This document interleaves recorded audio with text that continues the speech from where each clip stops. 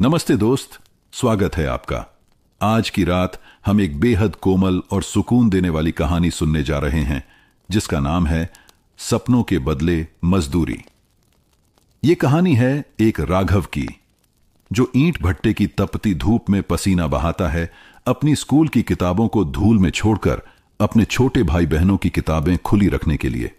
यह सिर्फ एक कहानी नहीं, ये उन अधूरी नींदों और पूरे हुए सपनों का किस्सा है जहां बचपन खेल के मैदान में नहीं बल्कि मेहनत की गंध वाले हाथों में बीतता है।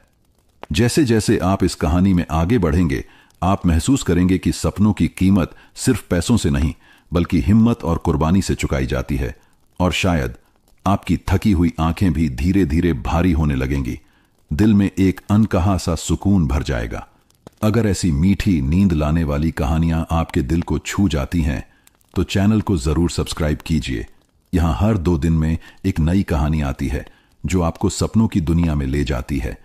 तो बताइए, आप किस शहर से सुन रहे हैं और आपकी घड़ी में अभी कितने बजे हैं? आपके हर कमेंट, हर लाइक से मुझे लगता है कि आप यहीं कहीं हैं, सुन रहे हैं, महसूस कर रहे हैं और इस नींद भरी यात्रा में मेरे साथ चल रहे हैं। अब रोशनी धीमी कर लीजिए, पंखे की हल्की सी आवाज को सुनिए और धीरे धीरे आंखें बंद कर लें, क्योंकि अब हम चल पड़ते हैं उस धूल भरे रास्ते पर जहां एक राघव अपने सपनों को गिरवी रखकर अपने भाई बहनों के सपनों को आजाद करता है। गांव की सुबह हमेशा जल्दी होती है, लेकिन राघव के लिए वह और भी जल्दी आ जाती थी। सूरज निकलने से पहले ही वह उठ जाता, हाथ मुंह धोकर, पुराने से मैले कपड़े पहनकर बांस की एक टोकरी उठाता और ईंट भट्टे की ओर चल पड़ता। रास्ता करीब 2 किलोमीटर का था, लेकिन उस पर फैली धूल और कीचड़ उसे किसी लंबी यात्रा जैसा महसूस कराती। भट्टे पर पहुंचते ही गर्म हवा का झोंका उसके चेहरे से टकराता। मिट्टी, पसीने और धुएं की मिली जुली गंध उसकी नाक में भर जाती। चारों ओर लोग ईंटों की कतारें सजाने, गीली मिट्टी ढालने या पकी ईंटें ढोने में लगे होते। राघव पहली बार यहां आया था और उसे यह सब देखकर एक अजीब सा डर महसूस हुआ। मालिक ने आते ही कहा, चलो लड़के, समय नहीं है, जल्दी हाथ लगाओ। राघव ने हां में सिर हिलाया और बुजुर्ग मजदूर गफूर चाचा के पास चला गया। गफूर चाचा ने उसे सिखाया कि कैसे मिट्टी में पानी मिलाकर उसे सांचे में भरना है। पहली बार में ही उसका हाथ कांप गया, मिट्टी का आधा हिस्सा गिर गया। पास खड़े एक आदमी ने हंसकर कहा, अरे, भट्टे में काम ऐसे नहीं होता, यहां तो दिन रात खपना पड़ता है। दोपहर तक सूरज सिर पर आग बरसा रहा था। राघव की कमीज पसीने से भीग चुकी थी, उसके हाथ लाल हो गए थे, पैरों में कीचड़ चिपकी थी। फिर भी वह सोच रहा था, अगर मैं यह नहीं करूंगा तो घर में चूल्हा कैसे जलेगा। शाम को घर लौटते वक्त उसकी चाल धीमी हो चुकी थी, लेकिन जैसे ही उसने घर के आंगन में कदम रखा, छोटी बहन कविता दौड़कर आई। भैया, आज मास्टर जी ने कहा कि मैं क्लास में सबसे अच्छी पढ़ती हूं। राघव थकान भूलकर मुस्कुरा पड़ा। यही वह वजह थी जिसकी खातिर वह अपनी उम्र से पहले बड़ा हो गया था। उस रात लालटेन की मध्यम रोशनी में उसने कविता और गोपाल को किताबें खोलकर बिठाया। पसीने और मिट्टी से भरे हाथों से वह पन्ने पलटता, लेकिन आवाज में एक दृढ़ता थी, तुम दोनों को वहां पहुंचना है जहां मैं नहीं पहुंच सका। सुबह की हल्की ठंड अब बीत चुकी थी। राघव ईंट भट्टे से लौटकर आंगन में बैठा ही था कि मां ने पीतल की थाली में रोटी और नमक रख दिया। थाली देखकर राघव के दिल में एक कसक उठी। न सब्जी, न दाल, सिर्फ सूखी रोटी और साथ में थोड़ा सा नमक।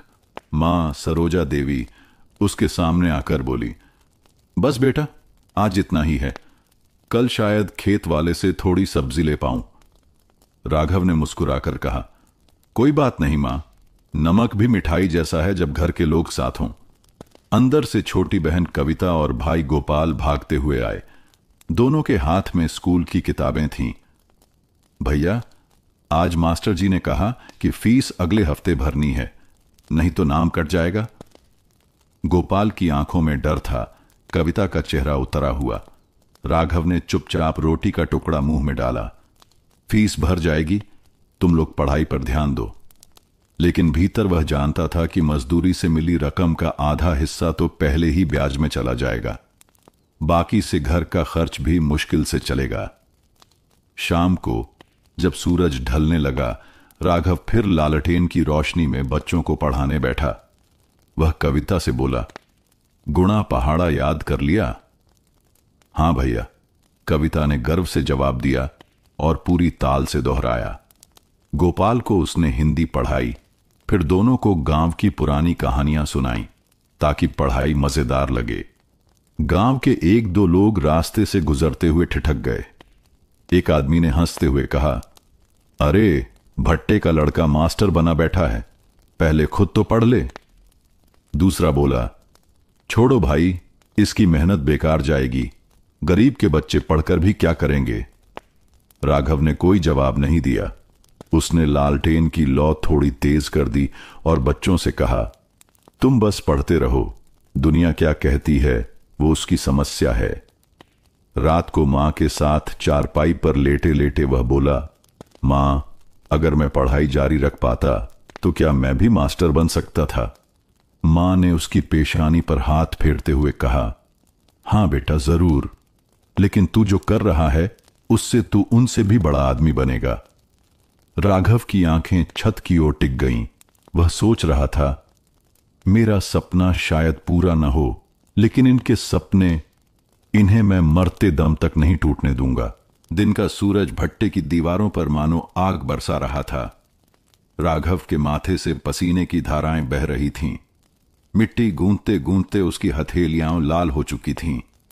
गफूर चाचा पास आकर बोले, बेटा जरा आराम कर ले, ये काम पत्थर जैसा है, आदमी को थका देता है। राघव ने सिर हिलाया, चाचा अगर रुक जाऊं तो मजदूरी कम हो जाएगी। चाचा ने उसकी पीठ थपथपाई, तू अलग मिट्टी का बना है राघव। शाम को घर लौटते ही मां ने रसोई में आवाज दी, राघव आज खेत वाले भैया ने थोड़ी मूली दी है, रोटी के साथ खा लेना। राघव मुस्कुराया, मां आज दावत है। खाना खाकर उसने एक पुरानी लकड़ी की चौकी पर लालटेन रखी और बच्चों को बुलाया। कविता और गोपाल दौड़ते हुए आए। उनके हाथों में किताबें थीं। कविता ने पूछा, भैया आज हम क्या पढ़ेंगे? राघव ने हंसते हुए कहा, आज हम गणित और एक कहानी दोनों पढ़ेंगे, पहले पढ़ाई फिर कहानी। लालटेन की रोशनी पीली पड़ रही थी। राघव ने गोपाल को पहाड़ा याद कराया। 2 दूनी 4, 2 तिया 6। गोपाल कभी अटक जाता तो कविता तुरंत बोल देती। राघव ने डांटने के बजाय हंसते हुए कहा, अरे ये तो अच्छा है, बहन भाई को पढ़ा रही है। गांव के कुछ बच्चे भी धीरे धीरे वहां आने लगे। रामलाल का बेटा, जो दिन में चरवाहा था, कोने में बैठकर सुनता रहा। राघव ने उसे बुलाया, तू भी पढ़ ले, कोई फीस नहीं है। लड़का पहले झिझका फिर बैठ गया। रात के सन्नाटे में उस छोटे से आंगन में एक अजीब सी ऊर्जा थी। बच्चों की मासूम आवाजें, लालटेन की टिमटिमाती लौ और राघव के चेहरे पर चमक। लेकिन बाहर से गुजरते कुछ आदमी हंसते हुए बोले, अरे ये तो पागल हो गया है, दिन में ईंट ढोता है, रात में मास्टर बनता है। दूसरे ने कहा, गरीब के बच्चों को पढ़ाई से क्या मिलेगा, खेत में ही काम करना पड़ेगा। राघव ने उनकी तरफ देखा भी नहीं। वह बच्चों से बोला, याद रखो, पढ़ाई तुम्हें वहां ले जाएगी जहां मेहनत अकेली नहीं पहुंचा सकती। जब पढ़ाई खत्म हुई तो कविता ने धीमे स्वर में कहा, भैया क्या हम बड़े होकर शहर में पढ़ सकते हैं? राघव ने उसकी आंखों में झांकते हुए जवाब दिया, हां, और मैं तुम्हें वहां तक पहुंचाने के लिए हर दिन यह लालटेन जलाता रहूंगा। उस रात जब सब सो गए, राघव देर तक चौकी पर बैठा रहा। उसके हाथों में एक फटी हुई पुरानी किताब थी, गणित भाग 3। वह खुद भी पढ़ रहा था ताकि बच्चों को कल और अच्छे से पढ़ा सके। आसमान में चांद था और राघव के मन में बस एक ही ख्वाहिश, इन बच्चों के सपनों की रोशनी कभी बुझने नहीं दूंगा। सुबह की पहली किरण अभी गांव के खेतों पर बिखरी ही थी कि राघव टोकरी उठाकर भट्टे की ओर चल पड़ा। रास्ते में गफूर चाचा मिले। बेटा, आज मालिक पैसा देने वाला है, मेहनत का फल मिलेगा। राघव के चेहरे पर हल्की मुस्कान आ गई। पिछले 3 हफ्तों से उसने दिन रात एक कर दिया था। भट्टे पर मालिक चौधरी रामपाल मोटा सा बही खाता खोलकर बैठा था। मजदूरों की लंबी लाइन लगी थी। जब राघव की बारी आई तो चौधरी ने उंगली से हिसाब लगाया और कहा, तेरे नाम पर 1-200 रुपये बनते हैं, लेकिन तूने 2 दिन छुट्टी ली थी तो 900 दे रहा हूं। राघव चौंक गया। साहब, मैंने छुट्टी नहीं ली, बस एक दिन पिता की तबीयत खराब थी और उस दिन भी आधा दिन काम किया था।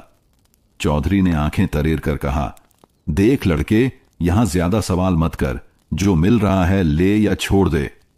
पीछे से एक मजदूर फुसफुसाया, बहस करेगा तो अगली बार और काट लेगा।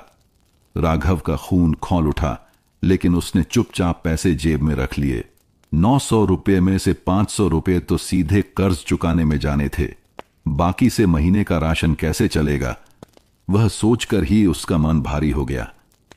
शाम को घर लौटा तो मां ने पूछा, कितना मिला बेटा? राघव ने पैसे उसके हाथ में रख दिए। मां ने गिनते ही समझ लिया कि रकम कम है। इतना ही? क्या मालिक ने? राघव ने बीच में ही रोक दिया। मां, छोड़ो, मुझे बस इतना समझ में आ गया कि हमें मेहनत के साथ हक भी मांगना पड़ेगा। रात को लालटेन जलाकर जब बच्चों को पढ़ाने बैठा तो वह थका हुआ था, लेकिन उसकी आवाज में एक नई सख्ती थी। गोपाल, याद रखो, जिंदगी में किसी को तुम्हारा हक छीनने मत देना, और अगर कोई छीने तो उसे वापस लेने का हौसला रखना। कविता ने मासूमियत से पूछा, भैया, हक क्या होता है?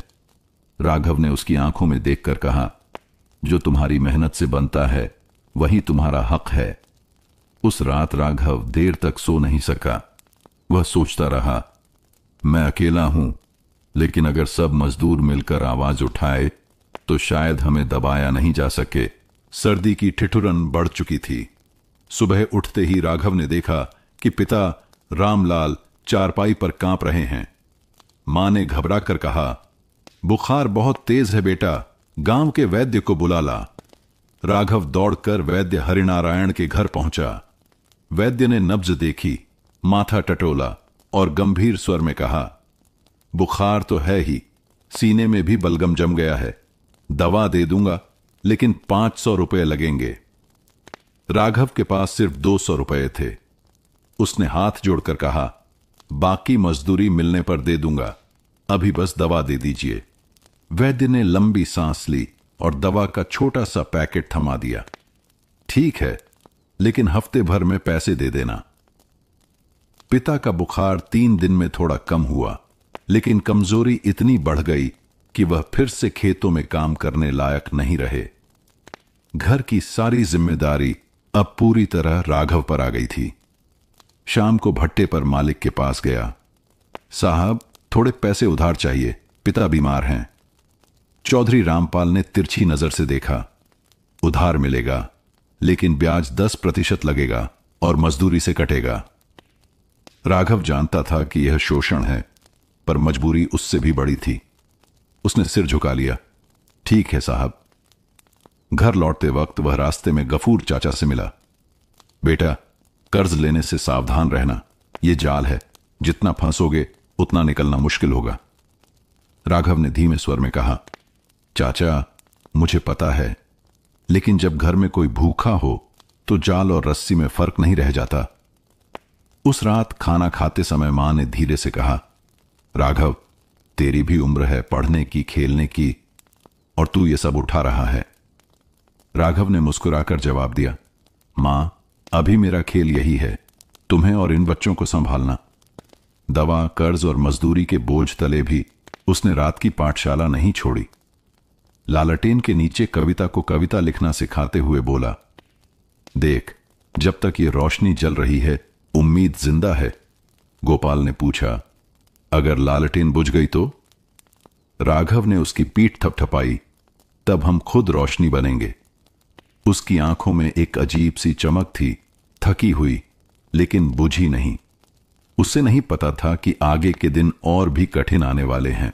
सुबह जब राघव भट्टे से लौट रहा था, रास्ते में कविता भागती हुई मिली। उसके हाथ में एक पर्ची थी। भैया, ये देखो, स्कूल से मिली है।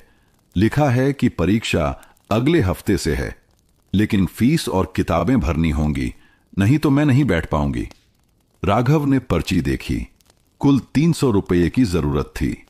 उसके मन में तुरंत हिसाब किताब घूमने लगा। 900 रुपये मजदूरी में मिलते हैं, 500 कर्ज में जाते हैं, 200 घर के राशन में, बाकी बचते हैं सिर्फ 200। कहां से आएंगे बाकी के 100 रुपये और किताबों के पैसे? उस दिन उसने भट्टे पर काम खत्म होने के बाद खुद मालिक से कहा, साहब, अगर रात में भी काम करूं तो मजदूरी बढ़ जाएगी क्या?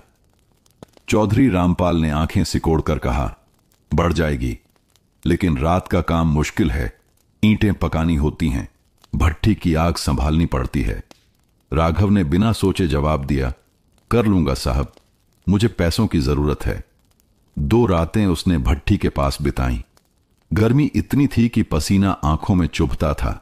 नींद बार बार आती, लेकिन वह जागता रहा। गफूर चाचा ने कहा, बेटा, ऐसे जलते रहोगे तो सेहत बिगड़ जाएगी।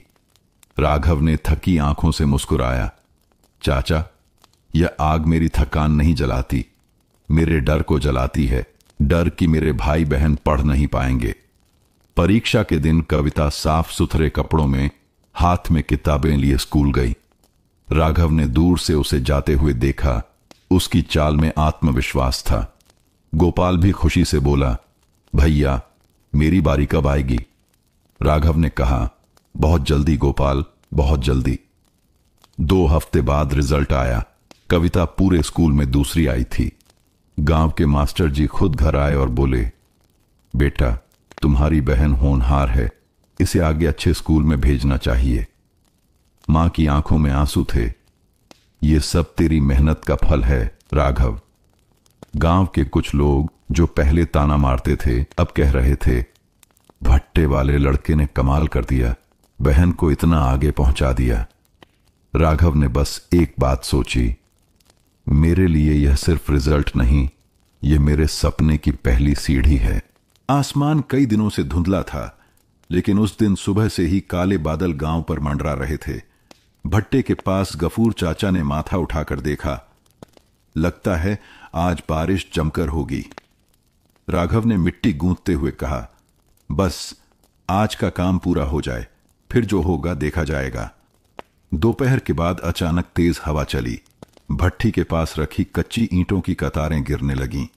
फिर आसमान से मूसलाधार बारिश बरस पड़ी, ऐसी कि मिट्टी का हर सांचा टूट गया। गीली ईंटें कीचड़ में बदल गईं।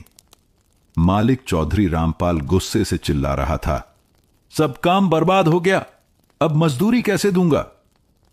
मजदूर इधर उधर भाग रहे थे, ईंटों को बचाने की कोशिश कर रहे थे, लेकिन बारिश की मार के आगे सब नाकाम। राघव भी भीगते हुए ईंटें संभालने लगा, पर आधा काम मिट्टी में घुल चुका था। बारिश 3 दिन तक रुक रुक कर होती रही। भट्टे का काम पूरी तरह ठप पड़ गया।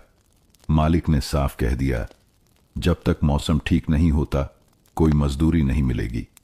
राघव के पैरों तले जमीन खिसक गई। घर में पहले से राशन कम था और अब आय का स्रोत भी बंद। चौथे दिन मां ने बर्तन में झांका, बस आज रात के लिए आटा बचा है। कविता ने चुपचाप अपना हिस्सा गोपाल की थाली में डाल दिया। मुझे भूख नहीं है भैया। राघव ने यह देखा तो उसका गला भर आया। वह जानता था कविता झूठ बोल रही है। अगले दिन वह खेतों की ओर चला गया, जहां एक किसान ने उसे खरपतवार निकालने के काम पर रख लिया। मजदूरी बहुत कम थी, लेकिन कम से कम उस दिन घर में चूल्हा जल सका। रात को जब बच्चे सो गए, राघव चारपाई पर बैठा रहा। मां ने पास आकर पूछा, क्या सोच रहा है बेटा? उसने धीमे स्वर में कहा, मां, लगता है जैसे जिंदगी बार बार मुझे तोड़ना चाहती है, लेकिन मैं टूटूंगा नहीं। उसके चेहरे पर थकान थी, लेकिन आंखों में वही पुरानी लौ जो अब बारिश में भी बुझने को तैयार नहीं थी। बारिश थमने के बाद गांव की गलियां कीचड़ से भरी पड़ी थीं। भट्टे का काम अभी भी पूरी तरह शुरू नहीं हुआ था। राघव खेतों में छोटी मोटी दिहाड़ी कर रहा था ताकि घर का चूल्हा जलता रहे। एक दिन दोपहर में गांव के चौपाल पर कुछ लोग इकट्ठा थे। 2-3 अनजान चेहरे भी थे, साफ कपड़े पहने, हाथ में फाइलें और बैग। गांव के प्रधान ने ऐलान किया, ये लोग शहर से आए हैं मजदूरों और बच्चों की पढ़ाई में मदद करने के लिए। ये एक संस्था है, एनजीओ। राघव भी भीड़ में खड़ा था। संस्था की एक युवती अनामिका दीदी बोली, हम उन बच्चों को पढ़ाना चाहते हैं जो स्कूल नहीं जा पाते और मजदूरों को उनके अधिकारों के बारे में बताना चाहते हैं। अगर कोई बच्चा पढ़ना चाहता है तो शाम को पंचायत भवन में आ सकता है। राघव का दिल धड़क उठा। शाम को वह कविता और गोपाल को लेकर पंचायत भवन पहुंचा। वहां 5-6 और बच्चे थे। अनामिका दीदी ने उन्हें रंग बिरंगी किताबें और कॉपियां दी। ये किताबें तुम्हारी हैं, इन्हें घर ले जा सकते हो। कविता ने किताब को ऐसे पकड़ा जैसे कोई खजाना मिल गया हो। गोपाल पन्ने पलटते हुए बोला, भैया इसमें तो रंगीन तस्वीरें भी हैं। क्लास के बाद अनामिका दीदी ने राघव से बात की, तुम पढ़े लिखे लगते हो, क्या तुम बच्चों को पढ़ाने में हमारी मदद करोगे? राघव ने हिचकिचाते हुए कहा, मैंने 10वीं से आगे नहीं पढ़ा, फिर भी कोशिश कर सकता हूं। दीदी मुस्कुराई, हमें कोशिश करने वाले लोग ही चाहिए। धीरे धीरे राघव शाम को बच्चों को एनजीओ की क्लास में पढ़ाने लगा। वह खुद भी नई चीजें सीख रहा था, मजदूरों के अधिकार, सरकारी योजनाएं और बच्चों के लिए मिलने वाली छात्रवृत्तियां। गफूर चाचा ने भी एक दिन कहा, बेटा तू सिर्फ अपने घर के लिए नहीं, पूरे गांव के लिए रोशनी बन रहा है। एक दिन अनामिका दीदी ने उसे एक फॉर्म दिया, ये मजदूर कल्याण योजना का है, इसमें भर दो तो तुम्हारे भाई बहन की स्कूल फीस सरकार देगी। राघव की आंखें भर आईं। दीदी अगर ये हो गया तो मेरे कंधों से आधा बोझ उतर जाएगा। उस रात लालटेन के नीचे राघव ने कविता और गोपाल को पढ़ाते हुए मन ही मन सोचा, शायद किस्मत हमेशा बेरहम नहीं होती, कभी कभी वो एक छोटी सी रोशनी भी भेज देती है। भट्टे पर काम धीरे धीरे फिर से तेज हो रहा था। गर्मियों की धूप में मिट्टी गूंथना, सांचे में ईंटें डालना और उन्हें धूप में सुखाना राघव का रोज का काम यही था। लेकिन अब उसके मन में एक बदलाव आ चुका था। एनजीओ से मिली जानकारी ने उसके अंदर हिम्मत भर दी थी। मजदूरी का हिसाब एक दिन राघव ने मालिक गिरधारी लाल से अपनी बकाया मजदूरी का हिसाब पूछा। मालिक ने पुरानी डायरी खोलकर कहा, तूने जितना लिया है उससे ज्यादा ही खा रहा है, अभी भी तेरे ऊपर 5,000 का कर्ज बाकी है। राघव ने शांत स्वर में जवाब दिया, मालिक मैंने जितनी मजदूरी की है उसका हिसाब लगाइए, और जो कर्ज था उसकी किश्तें भी कट चुकी हैं। आप ब्याज पर ब्याज जोड़ रहे हैं जो कानूनन गलत है। मालिक की भौहें सिकुड़ गईं। अरे अब तू मुझे कानून सिखाएगा? भूल मत, तेरे बाप का कर्ज मैं ही चुका रहा हूं। पहली बार ऊंची आवाज राघव ने गहरी सांस ली। मालिक कर्ज अलग बात है, मजदूरी अलग, और यह भी जान लीजिए मजदूरों को न्यूनतम मजदूरी मिलनी चाहिए। यह सरकार का नियम है। अगर आप हिसाब साफ नहीं करेंगे तो मैं श्रम विभाग में शिकायत करूंगा। गिरधारी लाल हंस पड़ा। अरे ओ, ये बड़े बड़े शब्द किसने सिखा दिए तुझे? ये गांव है, यहां तेरे जैसे लड़के सिर्फ काम करते हैं, सवाल नहीं पूछते। साथी मजदूरों की चुप्पी, आसपास खड़े बाकी मजदूर चुपचाप सब सुन रहे थे। किसी की हिम्मत नहीं हो रही थी कि राघव का साथ दे। गफूर चाचा ने धीरे से उसके कंधे पर हाथ रखा। बेटा देख समझकर बोल, मालिक से दुश्मनी महंगी पड़ती है। राघव ने मन में सोचा, अगर मैं आज चुप रहा तो यह जुल्म हमेशा चलता रहेगा। खुली धमकी मालिक ने गुस्से में कहा, कल से तेरी और तेरे घर वालों की यहां जरूरत नहीं। जो खा लिया सो खा लिया, अब निकल यहां से। राघव ने सीधा उसकी आंखों में देखते हुए कहा, मालिक हम मजदूर हैं, भीख मांगने वाले नहीं।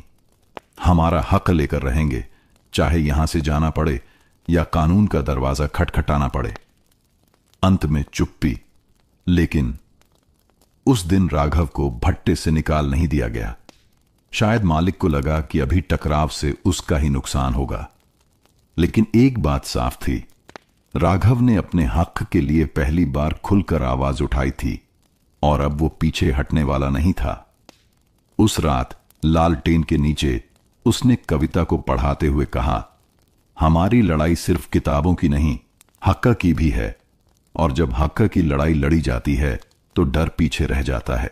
भट्टे पर मालिक से हुई बहस को एक दिन भी नहीं बीता था, लेकिन उसकी चर्चा गांव के कोने कोने तक पहुंच गई थी। चौपाल पर चर्चा शाम को गांव की चौपाल पर पीपल के पेड़ के नीचे बैठे बुजुर्ग हुक्का गुड़गुड़ा रहे थे। एक ने कहा, अरे सुना, राघव ने गिरधारी लाल को कानून समझा दिया। दूसरे ने हंसते हुए जवाब दिया, हां, पर देखना, कल तक उसकी अकड़ ठंडी कर देंगे। गफूर चाचा पास ही बैठे थे। उन्होंने धीरे से कहा, अकड़ नहीं थी, हक था। जो सही है वो बोलना चाहिए। लेकिन उनके शब्द हवा में घुलकर रह गए। कोई खुलकर राघव का समर्थन करने से डर रहा था। महिलाएं और फुसफुसाहट गांव की औरतें कुएं पर पानी भरते हुए आपस में फुसफुसा रही थीं। वो लड़का बहादुर है, मालिक की आंखों में आंख डालकर बोला। दूसरी ने धीरे से कहा, बहादुरी ठीक है, पर मालिक से दुश्मनी पालेगा तो पूरा घर भूखा रह जाएगा। बच्चों की नजर गांव के बच्चे, जो कभी राघव को सिर्फ भट्टे वाला भाई समझते थे, अब उसे हीरो की तरह देखने लगे थे। कविता ने भी स्कूल में अपनी सहेलियों से गर्व से कहा, मेरे भाई ने किसी से डरकर बात नहीं की। मालिक की चाल गिरधारी लाल ने अपनी चाल चलनी शुरू कर दी थी। उसने कुछ लोगों को चुपचाप कह दिया, राघव को काम मत देना, ये लड़का मजदूरों में बगावत फैलाएगा। गांव के 2-3 दबंग लोगों को पैसे भी पकड़ा दिए ताकि वो राघव पर नजर रखें। समर्थन और विरोध एक ओर, गांव के कुछ लोग चुपचाप राघव की हिम्मत की सराहना कर रहे थे। आज तक कोई मालिक के सामने यूं नहीं बोला। दूसरी ओर कुछ लोग डर और लालच में मालिक के साथ खड़े थे। अरे, लड़का बिगड़ गया है, इसे सबक सिखाना पड़ेगा। रात की सलाह उस रात गफूर चाचा उसके घर आए। बेटा, तूने जो किया सही किया, लेकिन अब तुझे संभल कर रहना होगा। ये लोग सीधे नहीं मानेंगे, कभी कभी हक पाने के लिए चालाकी भी करनी पड़ती है। राघव ने दृढ़ स्वर में कहा, चाचा, मैं पीछे नहीं हटूंगा। अगर डर गया तो ये लड़ाई कभी जीती नहीं जाएगी। उस दिन के बाद राघव को महसूस होने लगा कि गांव की हवा बदल चुकी है। लोग उसके बारे में बात कर रहे थे। कुछ आंखों में सम्मान था तो कुछ में छुपा हुआ डर और ईर्ष्या भी। सुबह का समय था।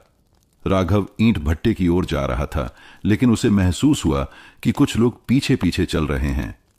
कदमों की आहट, धीमी धीमी फुसफुसाहट, उसका दिल कह रहा था, यह सामान्य नहीं है। चेतावनी भट्टे पर पहुंचते ही काले मटमैले कपड़ों में एक बूढ़ी औरत उसके पास आई। उसकी आंखों में चिंता थी। बेटा, तुझे देख लिया है उन लोगों ने। कल रात चौपाल पर तेरे नाम की बुरी बातें हो रही थीं। कह रहे हैं तेरे साथ कुछ कर देंगे ताकि दूसरों को सबक मिले। राघव ने हल्की मुस्कान दी। मां, मैं डरने वालों में से नहीं हूं। लेकिन अंदर से उसका दिल भारी हो गया। टूटा हुआ तख्ता। उस दिन दोपहर में राघव काम से लौटा तो देखा घर के दरवाजे पर रखा लकड़ी का तख्ता टूटा पड़ा है। कविता डर कर बोली, भैया, कोई रात में आया था। दरवाजा खटखटाया, फिर ये तोड़कर चला गया। गफूर चाचा को पता चला तो उन्होंने समझाया, ये इशारा है बेटा कि तू संभल जा। ये लोग पहले डराते हैं, फिर चोट पहुंचाते हैं। गांव के बीच धमकी। अगले दिन गांव के बीच से गुजरते हुए 2 दबंग लड़कों ने रास्ता रोक लिया। एक ने ताने से कहा, अरे भट्टे वाले वीर, ज्यादा कानून मत पड़ा कर, वरना तेरे हाथ पांव भी वैसे ही टूटेंगे जैसे तेरे दरवाजे का तख्ता टूटा था। राघव ने सीधे उनकी आंखों में देखा। धमकी देना आसान है, पर किसी का हक छीनना आसान नहीं होगा। लड़के उसकी हिम्मत देखकर झेंप गए, पर जाते जाते खामोशी में यह साफ था, ये लड़ाई अब निजी हो चुकी थी। एक अनदेखी परछाई उस रात राघव जब घर के बाहर पानी भरने गया तो उसे खेत के किनारे एक परछाई खड़ी दिखी। वो दूर से उसे देख रही थी, जैसे इंतजार कर रही हो कि वो कुछ करे। राघव ने जोर से आवाज दी, कौन है? लेकिन परछाई तुरंत अंधेरे में गायब हो गई। चाचा की सलाह गफूर चाचा फिर आए, बेटा अब वक्त आ गया है कि तू सिर्फ बोलकर नहीं, कुछ ठोस करके दिखा। मालिक को लगता है कि तेरा डर तोड़ देगा, तू उसे अपने काम से जवाब दे। राघव ने मन ही मन ठान लिया, अब यह सिर्फ जीविका की लड़ाई नहीं, सम्मान की जंग है। यह पहला खतरा था जो आने वाले तूफान की सिर्फ आहट भर था।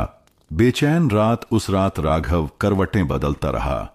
दिमाग में सिर्फ एक ही सवाल घूम रहा था, कब तक सिर्फ सहता रहूं? उसने तय कर लिया कि अब डर को हथियार नहीं बनने देगा।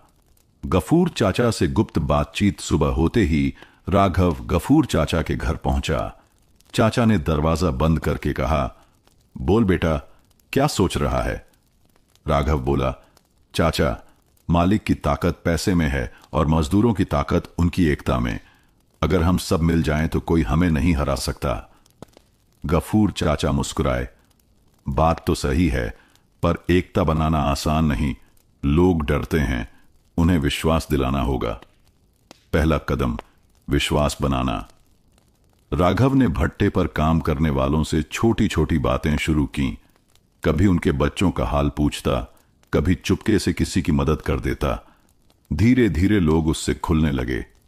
वो समझ गया, लोगों को सिर्फ नेता नहीं, अपना साथी चाहिए। दूसरा कदम गुप्त बैठक। एक शाम जब सूरज ढल चुका था, राघव ने भट्टे के पीछे पुराने गोदाम में 5 भरोसेमंद मजदूरों को बुलाया। वहां मिट्टी का एक दिया जलाकर उसने कहा, ये रोशनी हमारी उम्मीद है। हम अपने बच्चों के सपनों के लिए लड़ेंगे, किसी का हक छीनेगा नहीं। सबने हाथ उठाकर साथ देने की कसम खाई। तीसरा कदम जानकारी इकट्ठा करना। राघव को मालूम था कि सिर्फ जोश से लड़ाई नहीं जीती जाती। उसने मालिक के पुराने मजदूरी रिकॉर्ड देखे, गांव के बुजुर्गों से सुनी कहानियों में गुम पुराने कानून ढूंढे।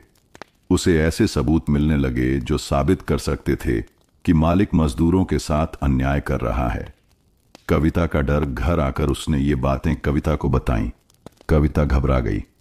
भैया, अगर उन्हें पता चल गया तो हमारे साथ कुछ भी हो सकता है। राघव ने उसका कंधा पकड़कर कहा, डर से भागेंगे तो सारी जिंदगी भागते रहेंगे। छुपा हुआ खतरा, लेकिन राघव को नहीं पता था। गांव का एक आदमी उसकी सारी योजना चुपके से मालिक तक पहुंचा रहा था। वो मालिक के दरबार में बैठा हंस रहा था। साहब, वो लड़का आपके खिलाफ लोग इकट्ठा कर रहा है। मालिक ने बस इतना कहा, ठीक है, अब देखता हूं उसकी रणनीति कितनी चलती है। यह रणनीति की शुरुआत थी, पर असली टकराव अभी बाकी था। सुबह का तूफान। उस दिन सुबह भट्टे पर अजीब सा माहौल था। हवा में तनाव था। मजदूर धीरे धीरे काम कर रहे थे और मालिक का आदमी चारों तरफ नजर रख रहा था। अचानक मालिक की जीप आकर रुकी। दरवाजा खुला और मालिक भारी कदमों से उतरा। उसके चेहरे पर तिरस्कार भरी मुस्कान थी। पहला बार मालिक ने जोर से आवाज लगाई, राघव, सामने आ।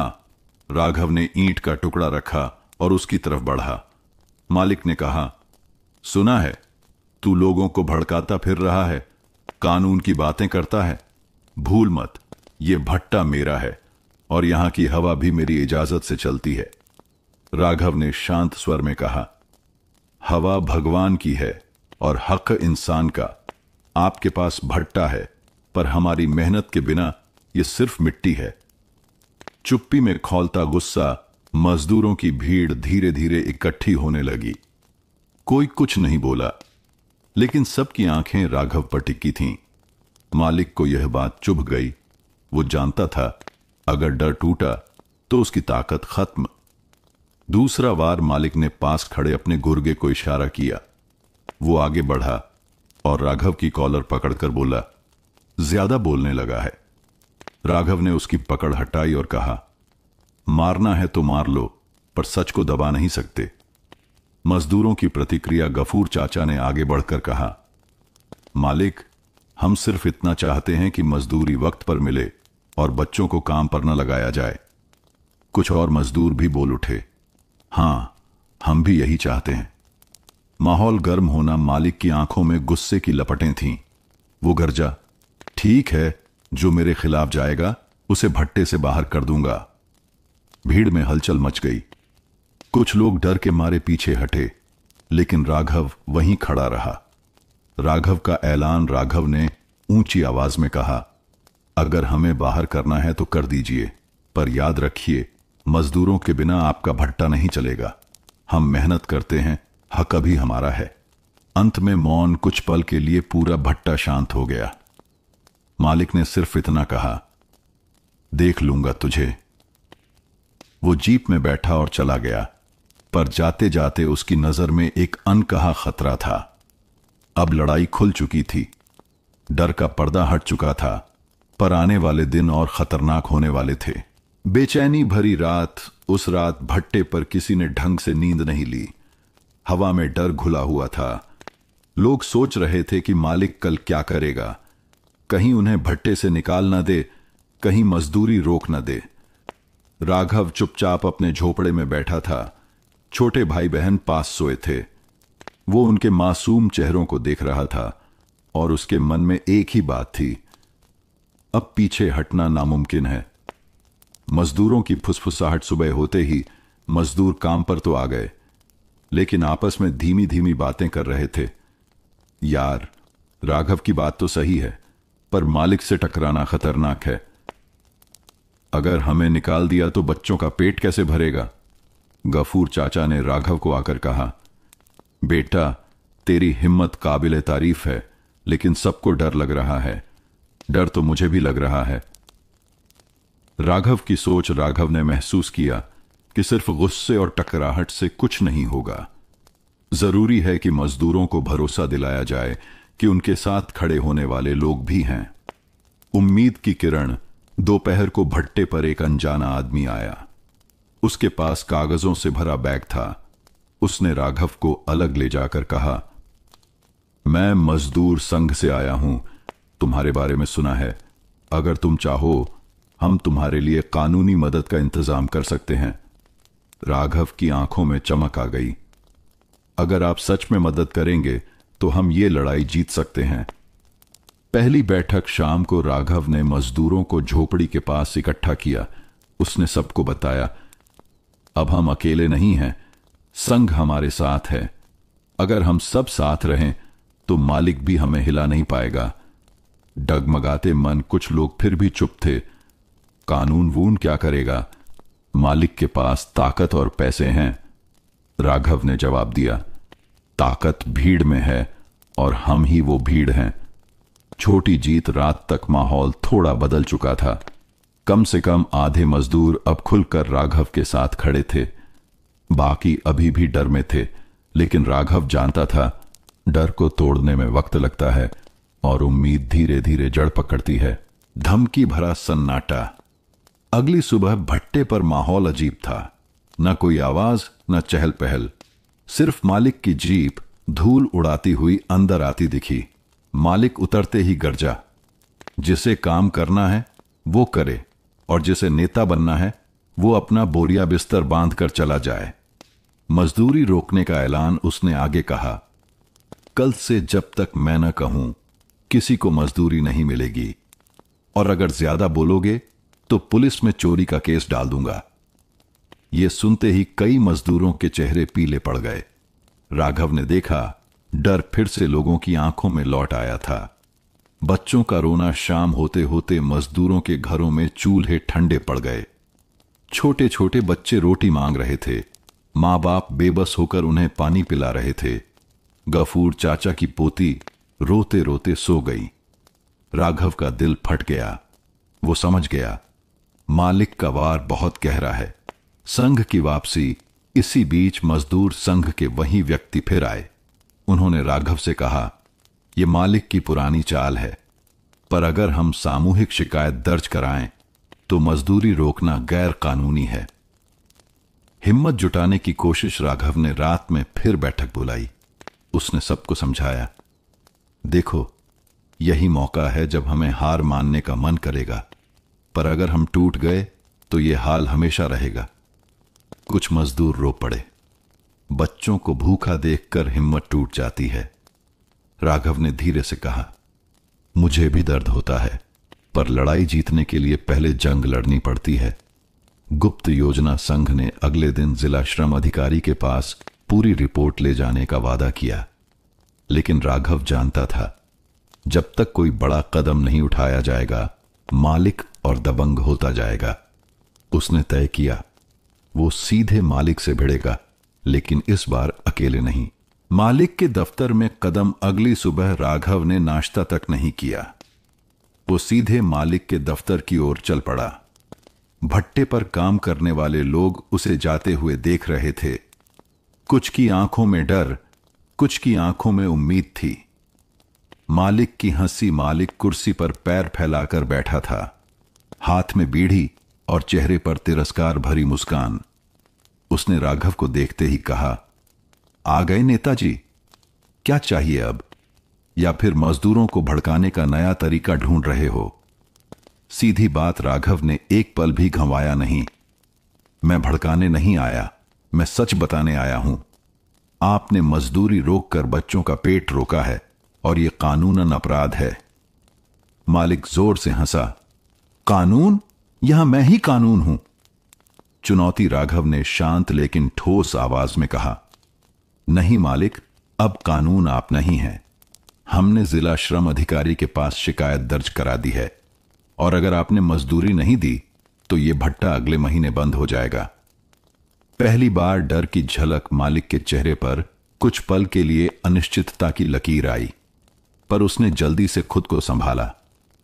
तू मुझे धमका रहा है? राघव ने जवाब दिया, नहीं, सच बता रहा हूं। अब मजदूरों का डर खत्म हो चुका है। बाहर की गूंज। बाहर दर्जनों मजदूर जमा हो गए थे। उनकी मौजूदगी ने माहौल बदल दिया।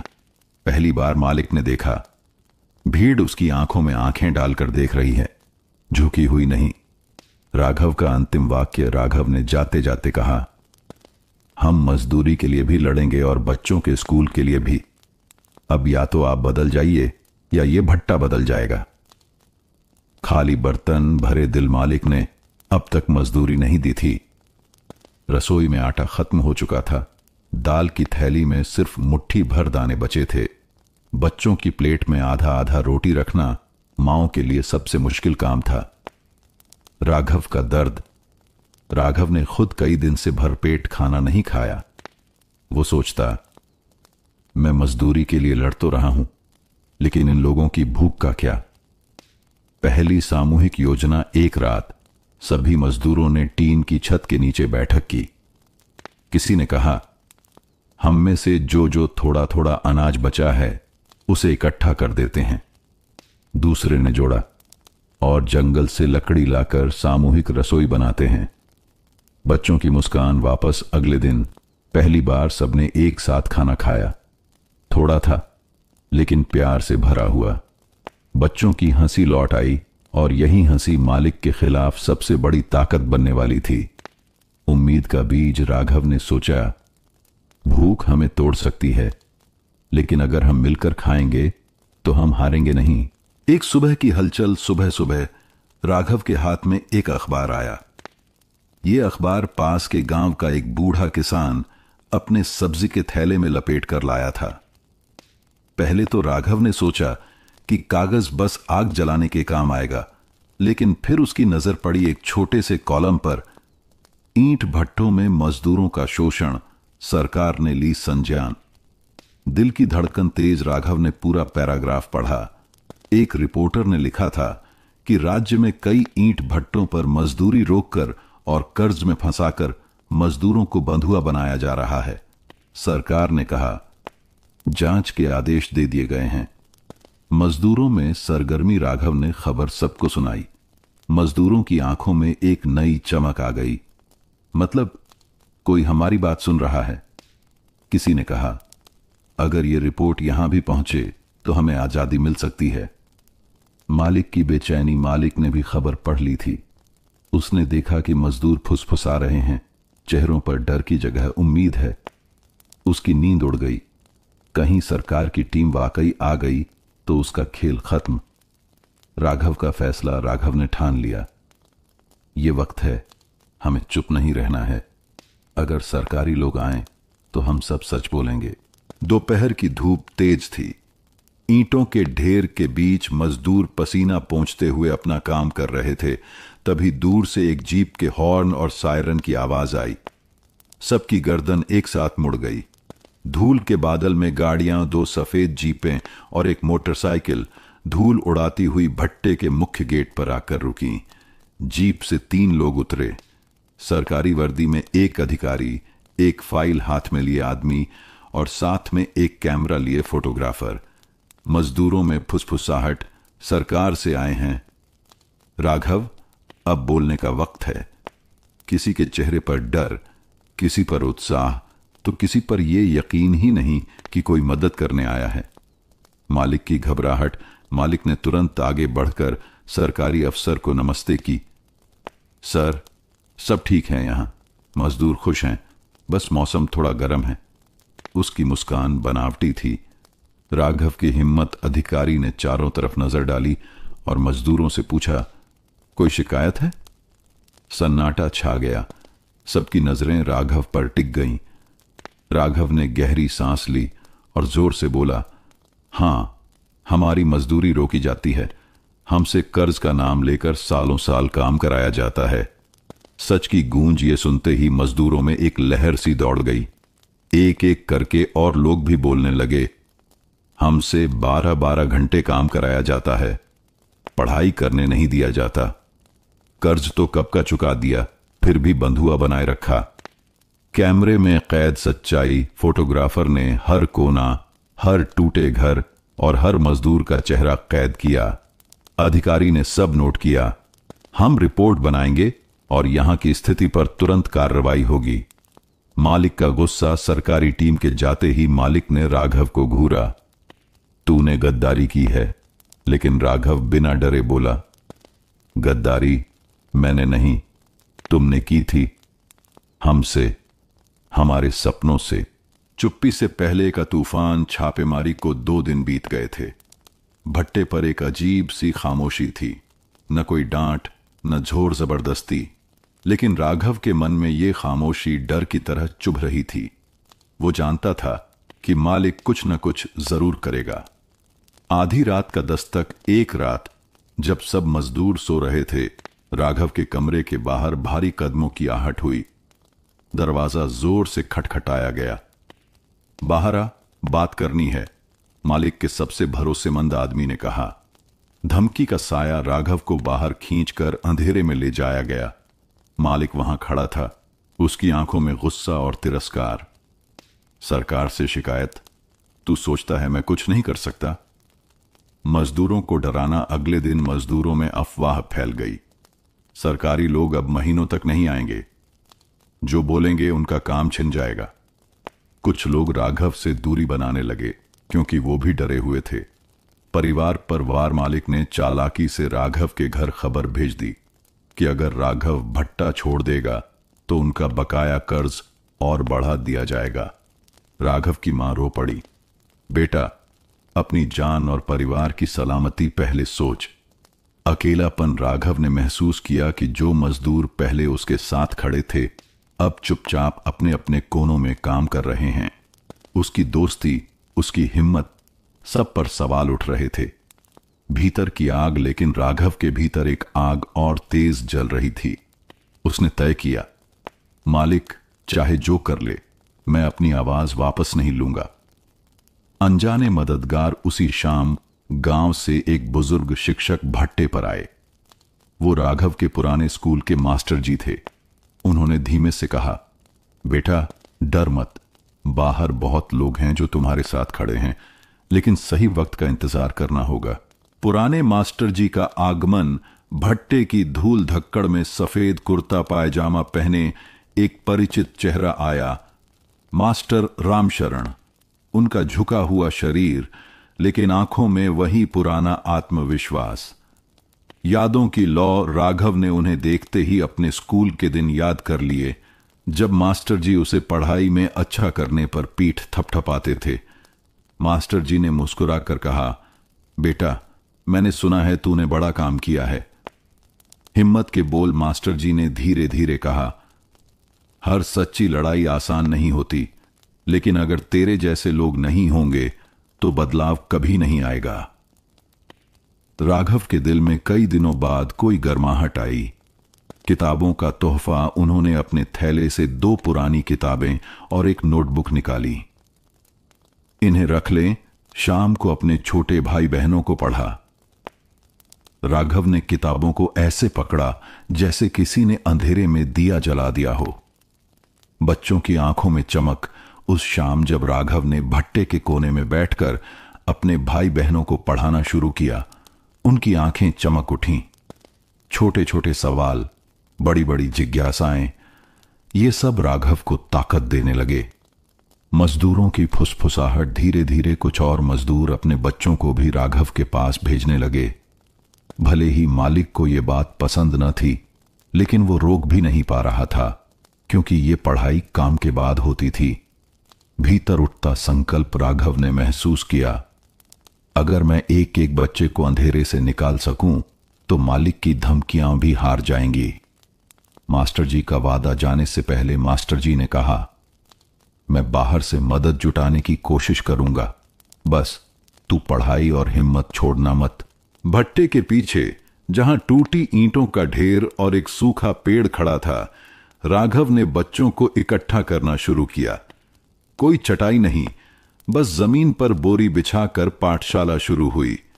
बच्चों की उत्सुकता शुरुआत में सिर्फ उसके भाई बहन और 2-3 मजदूरों के बच्चे आते थे, लेकिन जब उन्होंने अक्षर पहचानना शुरू किया, कहानियां सुनने लगे, तो बाकी बच्चे भी खींचे चले आए। मालिक की नजर, मालिक ने यह सब दूर से देखा। उसकी भौहें सिकुड़ी। ये लड़का अब बच्चों को पढ़ाएगा, काम कौन करेगा? लेकिन वह जानता था कि खुलेआम रोकना मजदूरों में नाराजगी फैला सकता है। पहली किताब का चमत्कार मास्टर जी की दी हुई पुरानी हिंदी की किताब बच्चों के लिए जादू जैसी थी। हर पन्ना पलटते हुए वे नई दुनिया देखते, जहां न ईंट का धुआं था, न मालिक की गालियां, बस सपनों का उजाला। अक्षर से उम्मीद तक राघव ने उन्हें अ से अन्न और इक से किताब सिखाया। हर बार जब कोई बच्चा पहला शब्द पढ़ लेता, उसके चेहरे पर ऐसी खुशी होती जैसे किसी ने उसे नया खिलौना दे दिया हो। बड़ों की सोच में बदलाव धीरे धीरे मजदूर औरतें भी बैठने लगीं। वे सिर्फ सुनती, लेकिन उनके चेहरों पर भी सीखने की चाह दिखने लगी। राघव समझ गया, यह सिर्फ बच्चों की नहीं, पूरे समाज की लड़ाई है। शाम की रोशनी जब सूरज ढलने लगता, पेड़ की छाया में बैठकर बच्चों के होठों से कविता और पहाड़े निकलते। राघव को लगता, भले ही ये पाठशाला छोटी है, लेकिन इसके असर बड़े होंगे। भीतर उठता साहस उस रात भट्टे की झोपड़ी में लेटे हुए राघव ने खुद से कहा, मालिक, कितना भी दबाए, मैं इन बच्चों की रोशनी कभी बुझने नहीं दूंगा। एक शाम जब बच्चे पढ़ाई खत्म करके अपने अपने घर जा रहे थे, मालिक अचानक राघव के सामने आ खड़ा हुआ। उसकी आंखें सिकुड़ी हुईं, आवाज भारी, ये तमाशा बंद करो, तुम्हारा काम ईंट ढोना है, गुरुगिरी करना नहीं। राघव का सीधा जवाब। राघव ने शांत स्वर में कहा, ये बच्चे भी इंसान हैं साहब, इनका हक है पढ़ने का। काम करेंगे, लेकिन थोड़ी देर पढ़ाई भी करेंगे। मालिक ने हंसकर ताना मारा, हाका, तुम जैसे मजदूरों के बच्चों के लिए कोई हक नहीं होता, बस हुक्म होता है। मजदूरों की निगाहें यह बातचीत बाकी मजदूर भी सुन रहे थे। कुछ की आंखों में डर था, कुछ में समर्थन। किसी ने आवाज नहीं निकाली, लेकिन माहौल में एक अजीब तनाव भर गया। पहला प्रतिबंध अगले दिन से मालिक ने नियम बना दिया। काम खत्म होने से पहले कोई बच्चा पढ़ाई के लिए नहीं जाएगा। उसने खास तौर पर बच्चों के नाम लेकर धमकी दी, अगर राघव के पास गए तो तुम्हारे बाप का काम छुड़ा दूंगा। राघव की बेचैनी रात को राघव देर तक सो नहीं सका। उसके मन में सवाल गूंजते रहे, क्या वह मालिक से सीधे टकराकर सबकी रोजी पर खतरा डाल रहा है? लेकिन फिर भाई बहनों के चेहरे याद आते और उसका डर धीरे धीरे हिम्मत में बदल जाता। मास्टर जी का पत्र कुछ ही दिन बाद गांव से मास्टर जी का एक पुराना पत्र आया। उसमें लिखा था, बेटा राघव, अगर तुम एक भी बच्चा पढ़ा सको तो वह 100 ईंटों से ज्यादा कीमती है।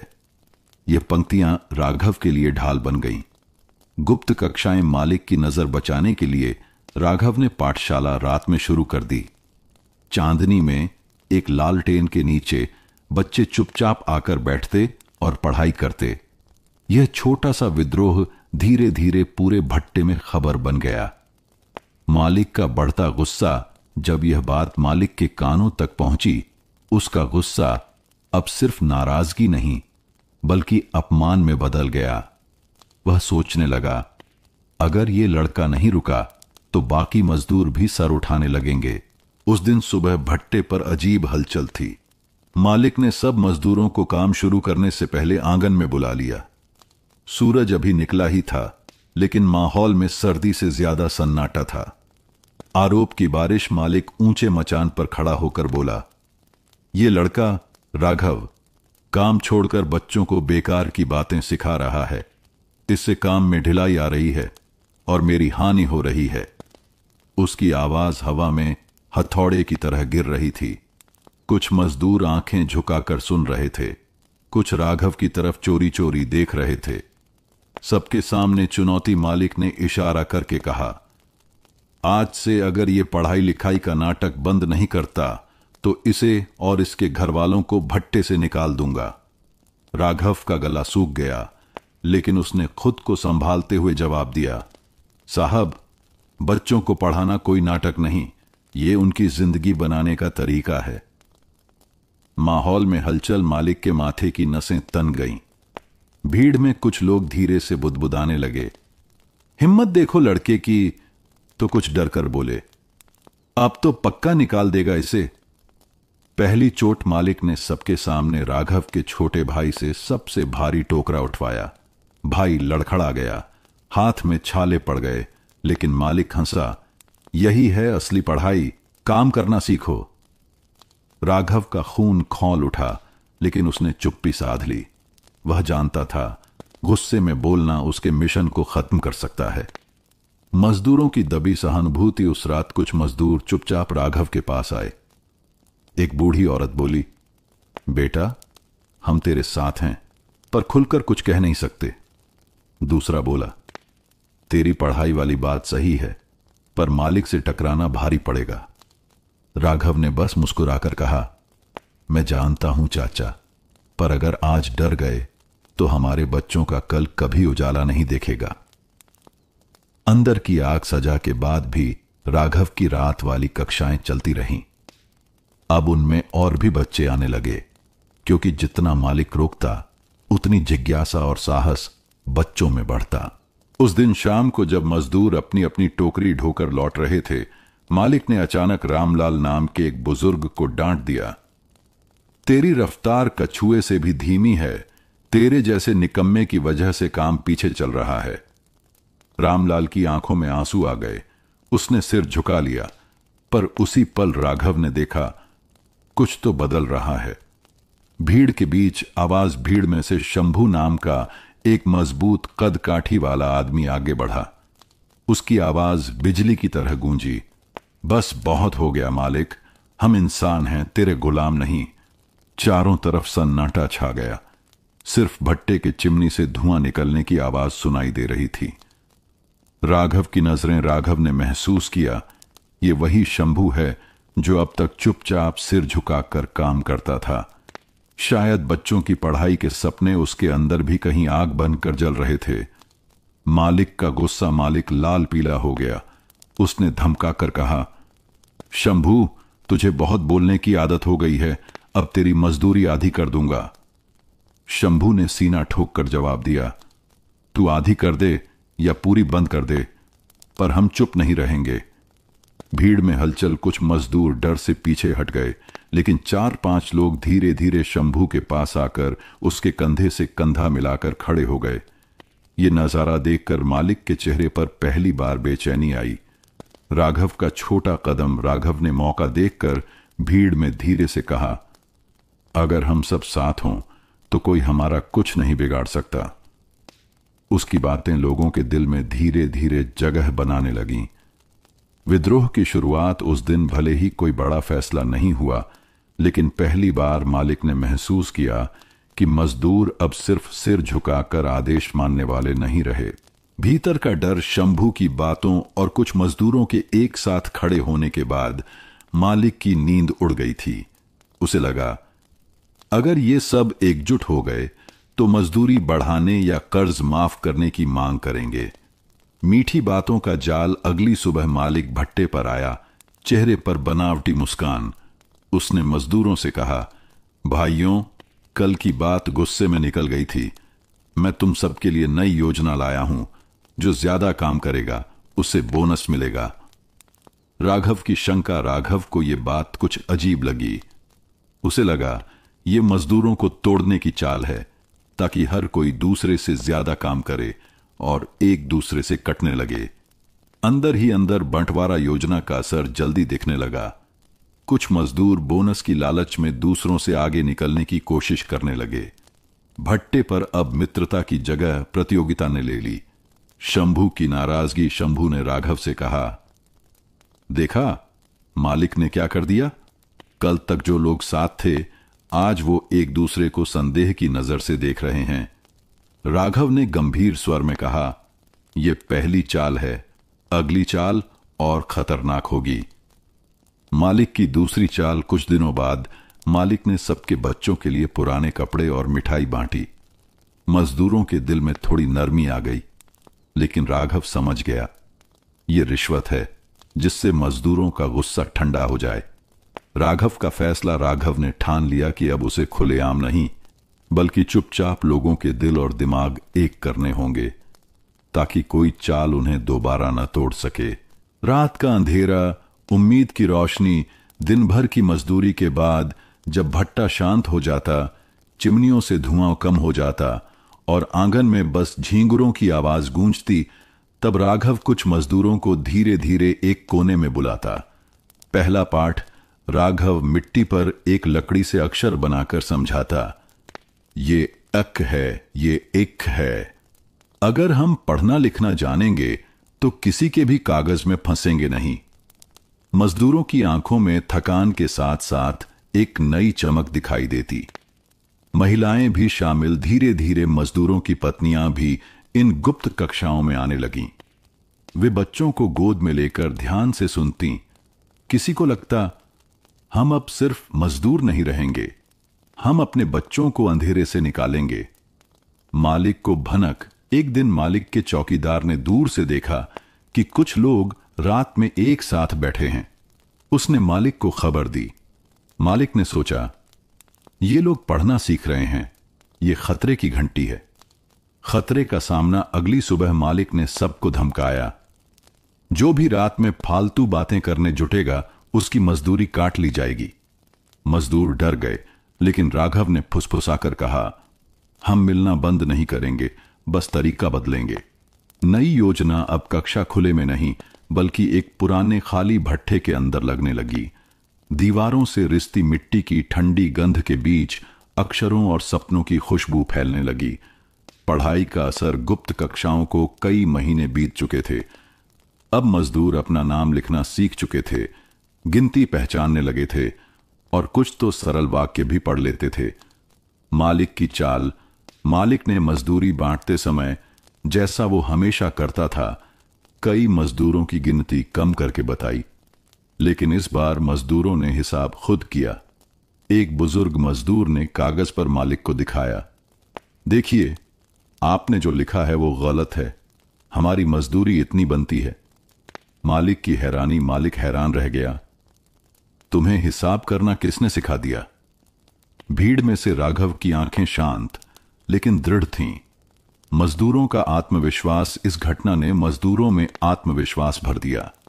अब वे सिर्फ आदेश मानने वाले नहीं थे, बल्कि अपने हक के लिए बोलने वाले बन चुके थे।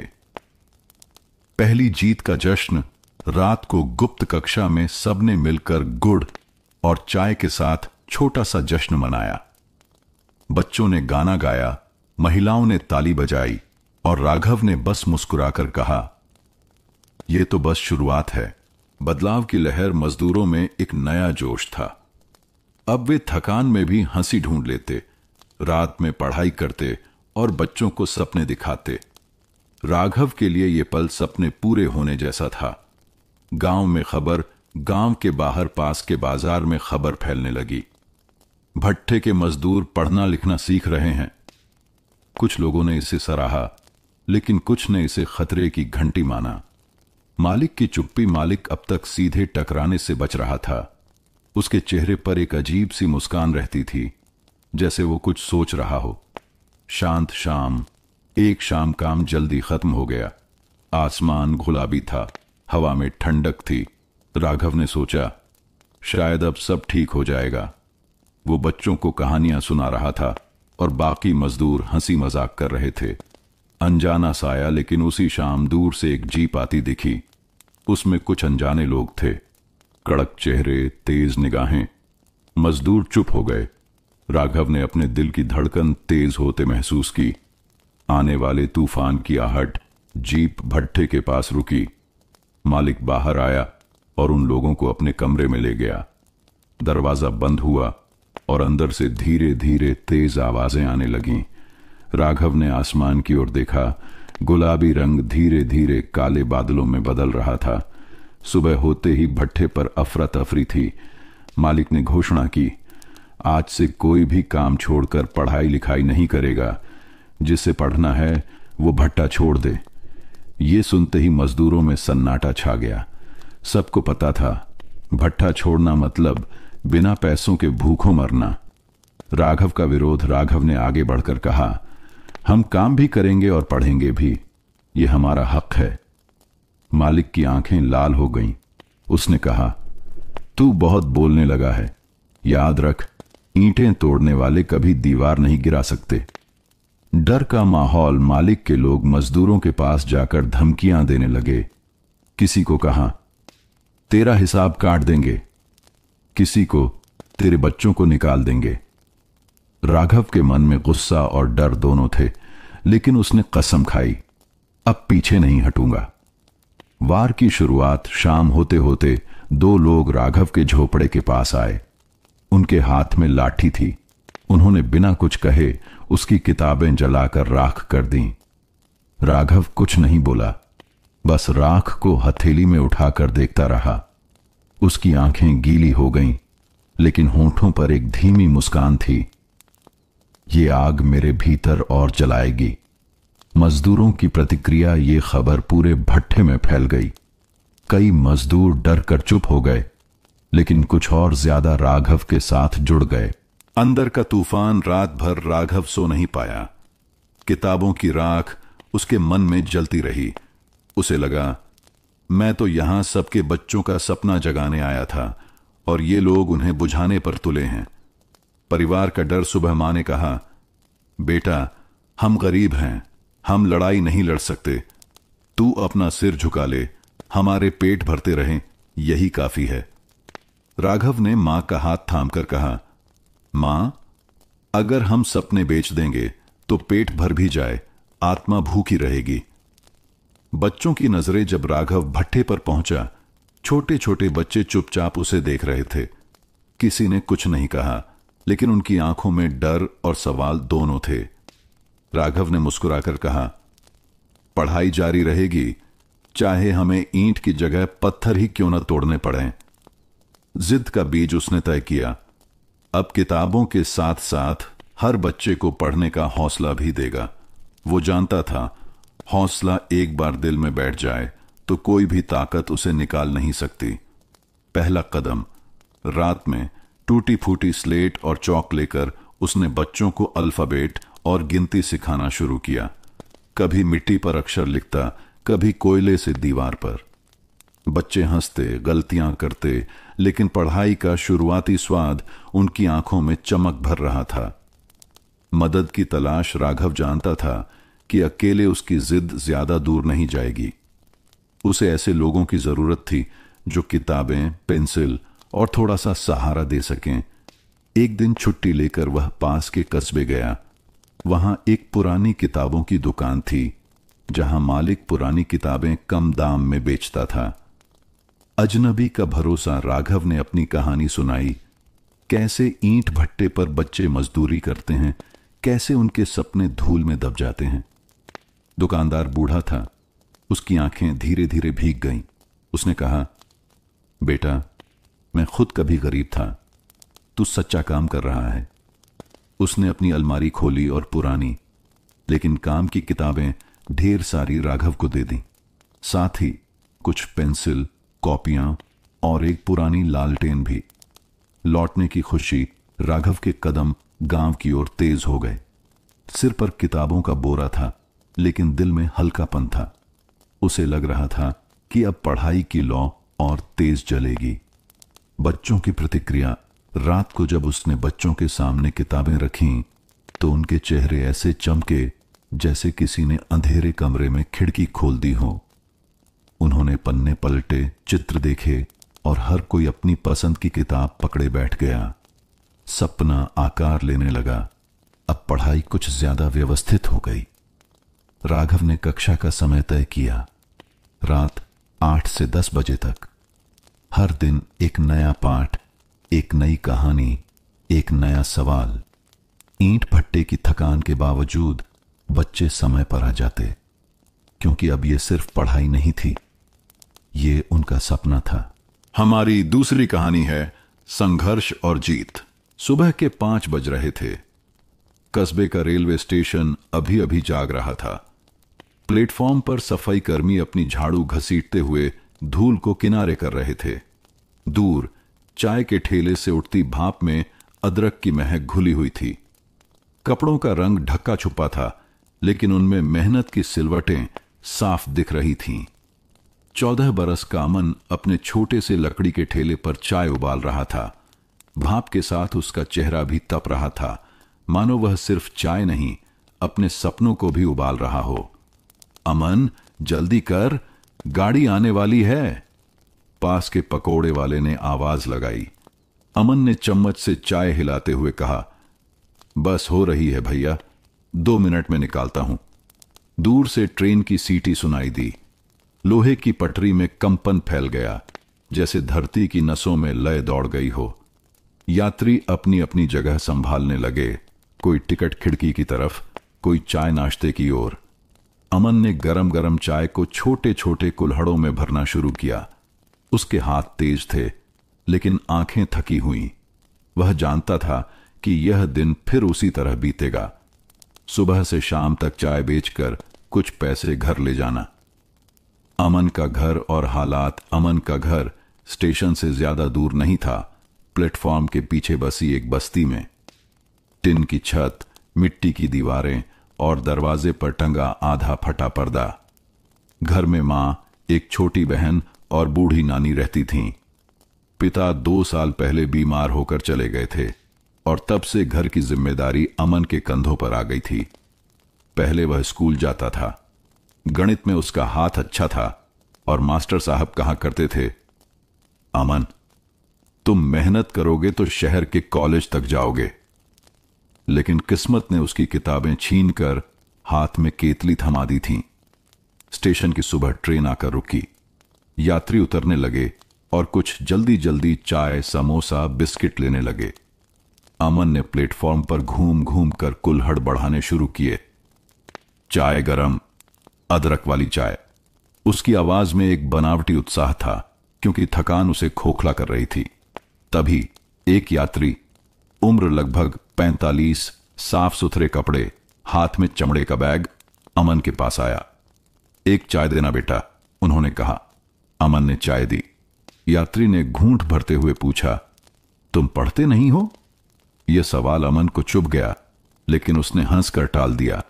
अभी नहीं, पहले पढ़ता था, पर अब दुकान संभालनी पड़ती है। यात्री ने चाय खत्म की, पैसे दिए और बिना कुछ कहे गाड़ी में चढ़ गए। लेकिन उनके चेहरे पर कुछ ऐसा था जो अमन के मन में उतर गया, जैसे किसी ने उसकी रगों में हल्की सी उम्मीद टपका दी हो।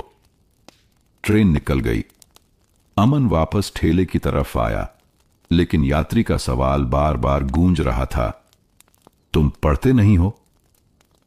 यह सिर्फ सवाल नहीं था, यह उसके भीतर सोई हुई किताबों की खुशबू को जगा गया था। उसने अपनी केतली की भाप में स्कूल की ब्लैकबोर्ड देखी। उसने अपने कुल्हड़ की गोलाई में कॉपी के गोल गोल अक्षर देखे, और वहीं प्लेटफॉर्म नंबर 2 पर खड़े खड़े अमन को लगा, शायद जिंदगी बदलने का रास्ता यहीं से शुरू हो सकता है। अमन का दिन जैसे बाकी दिनों की तरह ही खत्म हुआ। सूरज ढलते ही उसने ठेला किनारे खींचा, केतली खाली की और गीले कपड़े से पोंछ कर रखा। स्टेशन पर अब सिर्फ शाम की आखिरी गाड़ियों का इंतजार करने वाले यात्री बचे थे। ट्रेन की सीटी और भाप के बीच उसके कानों में फिर वही आवाज गूंजी, तुम पढ़ते नहीं हो? उस रात जब वह घर लौटा तो मां आंगन में चूल्हे पर रोटी सेंक रही थी।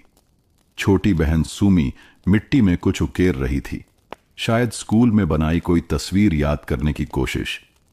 अरे ये देखो भैया, मैंने घर बनाया। सुमी ने मिट्टी पर बनी 4 दीवारें और त्रिकोण की छत दिखाई। अमन मुस्कुराया, लेकिन दिल में हल्की कसक हुई। उसे याद आया कि उसने भी एक बार इसी तरह ब्लैकबोर्ड पर घर बनाया था, और मास्टर साहब ने कहा था, तुम्हारा हाथ अच्छा है बेटा, तुम ड्राइंग में आगे बढ़ सकते हो। नींद में किताबें रात को जब सब सो गए, अमन ने अपनी पुरानी टिन की पेटी खोली। पेटी में पुराने कपड़ों के नीचे से उसने एक फटी हुई किताब निकाली, गणित की। कवर पर अब भी पेंसिल से लिखा उसका नाम दिख रहा था, अमन कुमार, कक्षा 7। उसने पन्ने पलटे। संख्या प्रश्न, आकृतियां, टेबल सब धुंधले थे, लेकिन दिमाग में जैसे कोई पुराना गीत बज उठा हो। वह देर तक पन्नों पर उंगलियां फेरता रहा, फिर धीरे से किताब बंद कर दी। सोचने लगा, क्या यह संभव है कि वह फिर से पढ़ाई शुरू करे? लेकिन अगले ही पल उसकी आंखों के सामने मां का चेहरा आया, थकी हुई, चिंता से भरी। अगर मैं पढ़ाई में लग गया तो घर का खर्च कौन उठाएगा?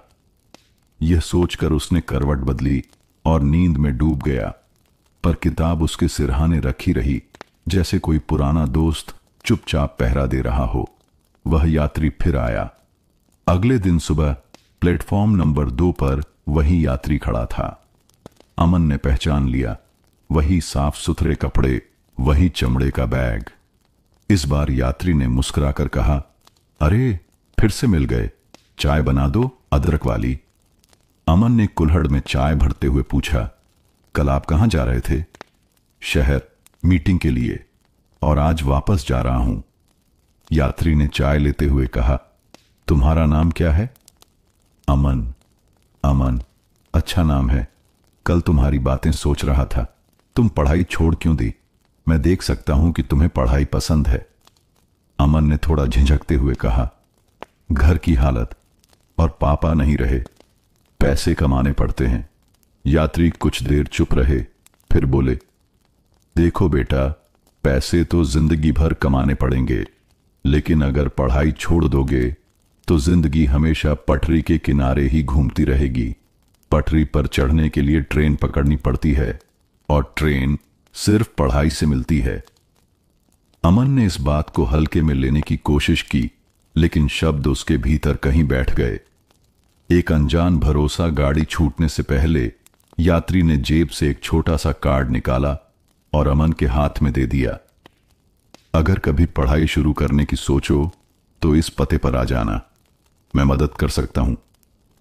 कार्ड पर लिखा था, विजय शंकर, वरिष्ठ शिक्षक, नगर परिषद विद्यालय, शहर। ट्रेन चली गई। अमन कार्ड को देखता रहा, मानो किसी ने उसके हाथ में कोई चाबी दे दी हो, पर यह तय करना बाकी था कि वह ताला खोलेगा या नहीं। दुविधा की शुरुआत दिन बीतते गए, लेकिन कार्ड उसकी पेटी में सुरक्षित रखा रहा। कभी वह उसे देखता और सोचता, क्या मैं सच में पढ़ सकता हूं? कभी डर लगता, अगर मैं पढ़ाई करने गया तो घर का क्या होगा? मां को कुछ बताने की हिम्मत नहीं जुटी, लेकिन रात को जब सभी सो जाते, वह चुपचाप गणित की किताब खोलकर बैठ जाता। धीरे धीरे उसे लगता जैसे पन्नों से पुरानी दोस्ती फिर से हो रही हो। सुबह का आसमान बादलों से भरा था। स्टेशन पर ठंडी हवा के साथ साथ हल्की बारिश भी थी। अमन ने अपने ठेले के ऊपर प्लास्टिक की चादर तानी ताकि केतली की आंच भीग न जाए। उस दिन भीड़ कम थी, शायद बारिश की वजह से। चाय के कुल्हड़ हाथ में लिए वह प्लेटफॉर्म पर घूम रहा था। तभी उसने देखा कि स्टेशन के कोने में एक छोटा लड़का भीग रहा था। वह लड़का स्कूल यूनिफॉर्म में था, कंधे पर बैग और हाथ में किताबें। बारिश से बचाने के लिए उसके पास कोई छाता नहीं था और वह किताबों को अपने सीने से चिपकाए खड़ा था। अमन उसके पास गया। अरे, ऐसे भीग जाओगे? आओ, यहां ठेले के पास खड़े हो जाओ। लड़के ने संकोच से कहा, भैया, मेरे पास पैसे नहीं हैं, चाय नहीं पी सकता। अमन हंस पड़ा। चाय के लिए नहीं बुला रहा, किताबें तो बच जाएंगी। किताबों की खुशबू लड़का ठेले के पास आकर खड़ा हो गया। अमन की नजर उसके हाथ में पकड़ी किताब पर गई। गणित कक्षा 5। पन्नों से भीगने के बावजूद किताब में वही महक थी जो कभी उसकी अपनी किताबों में होती थी, नई छपी स्याही और पन्नों की। अमन ने यूं ही पूछा, तुम्हारा नाम? रोहित। कहां जा रहे हो? स्कूल, आज टेस्ट है, देर हो जाएगी तो मास्टर डांटेंगे। यह सुनकर अमन को कुछ हुआ। बारिश, ठंडी हवा, गीले कपड़े, फिर भी यह लड़का टेस्ट देने जा रहा था और वह खुद बारिश में भी प्लेटफॉर्म पर घूम रहा था, लेकिन किताबें उसके हाथ से सालों पहले छूट चुकी थीं। अंदर की चुभन उस शाम जब अमन घर लौटा तो उसे नींद नहीं आई। पेटी से कार्ड निकाला, विजय शंकर, वरिष्ठ शिक्षक, नगर परिषद विद्यालय। उंगलियों ने कार्ड के कोनों को घिसा, जैसे वह यकीन कर रहा हो कि यह सच में है। आखिरकार उसने मन ही मन ठान लिया, कल छुट्टी के वक्त शहर जाऊंगा, कम से कम बात तो कर लूंगा। शहर की ओर अगले दिन सुबह सुबह उसने मां से कहा, आज ठेले पर थोड़ी देर से जाऊंगा, स्टेशन पर मोहन भैया देख लेंगे। मां ने कुछ नहीं पूछा, बस उसके चेहरे को देखा। शायद समझ गई कि बेटा किसी जरूरी काम पर जा रहा है। अमन पैदल स्टेशन पहुंचा, वहां से लोकल ट्रेन पकड़ी और शहर की ओर निकल पड़ा। यात्रा के दौरान खिड़की से बाहर देखते हुए उसे अजीब सा डर भी लग रहा था। अगर सर ने मना कर दिया तो, अगर उन्होंने हंस दिया कि इतना पढ़ाई का गैप है। लेकिन दिल में एक हल्की सी उम्मीद भी थी, वही उम्मीद जो उस यात्री की आंखों से आई थी। विजय सर से मुलाकात। नगर परिषद विद्यालय का भवन पुराना था, लेकिन दीवारों पर रंग बिरंगे चार्ट और बच्चों की बनाई पेंटिंग्स टंगी थीं। अमन ने पूछकर स्टाफ रूम का दरवाजा खटखटाया। आओ बेटा, अंदर से आवाज आई। अमन ने दरवाजा खोला। वहीं बैठे थे विजय शंकर सर, वही यात्री। सर ने उसे देखते ही मुस्कुराकर कहा, अरे अमन, तुम आ गए? अमन ने हिचकिचाते हुए कहा, जी, आपसे पढ़ाई के बारे में बात करनी थी। विजय सर ने उसे बैठाया, पानी दिया और पूछा, तो सोच लिया है, पढ़ाई फिर से शुरू करोगे? अमन ने धीमे स्वर में कहा, जी, लेकिन घर का खर्च भी है। सर ने कुछ देर सोचा, फिर बोले, देखो बेटा, तुम्हारे जैसे कई बच्चों को हमने ओपन स्कूल से जोड़ा है। तुम दिन में काम कर सकते हो और शाम को कक्षाएं होंगी। फीस नहीं लगेगी और किताबें स्कूल देगा। अमन के भीतर कुछ टूट कर गिरा। डर, झिझक, अनिश्चितता। उसकी जगह एक हल्की सी मुस्कान ने ले ली। पहली रोशनी वह कार्ड जो अब तक पेटी में बंद था, अब सच में ताले की चाबी बन चुका था। अमन ने हामी भर दी। जी सर, मैं पढ़ना चाहता हूं। विजय सर ने उसका हाथ दबाकर कहा, बस यही जज्बा चाहिए। अब देखना, ट्रेन तुम्हें पटरी के किनारे से उठाकर सीधे मंजिल तक ले जाएगी। शाम का समय था। रेलवे स्टेशन पर दिन की आखिरी भीड़ छूट चुकी थी। अमन ने केतली धोई, कुल्हड़ इकट्ठा किए और ठेला मोहन भैया को सौंप दिया। अब उसकी दूसरी पारी शुरू होनी थी, स्कूल की पारी। पहली कक्षा का अनुभव नगर परिषद विद्यालय की शाम की कक्षा में 15-20 छात्र बैठे थे। कोई दफ्तर से सीधे आया था, कोई सिलाई मशीन छोड़कर, कोई दिहाड़ी मजदूरी से। अमन सबसे कम उम्र का था और सबकी नजरें उस पर टिकी थीं। विजय सर ने उसकी ओर देखकर कहा, दोस्तों, यह है अमन।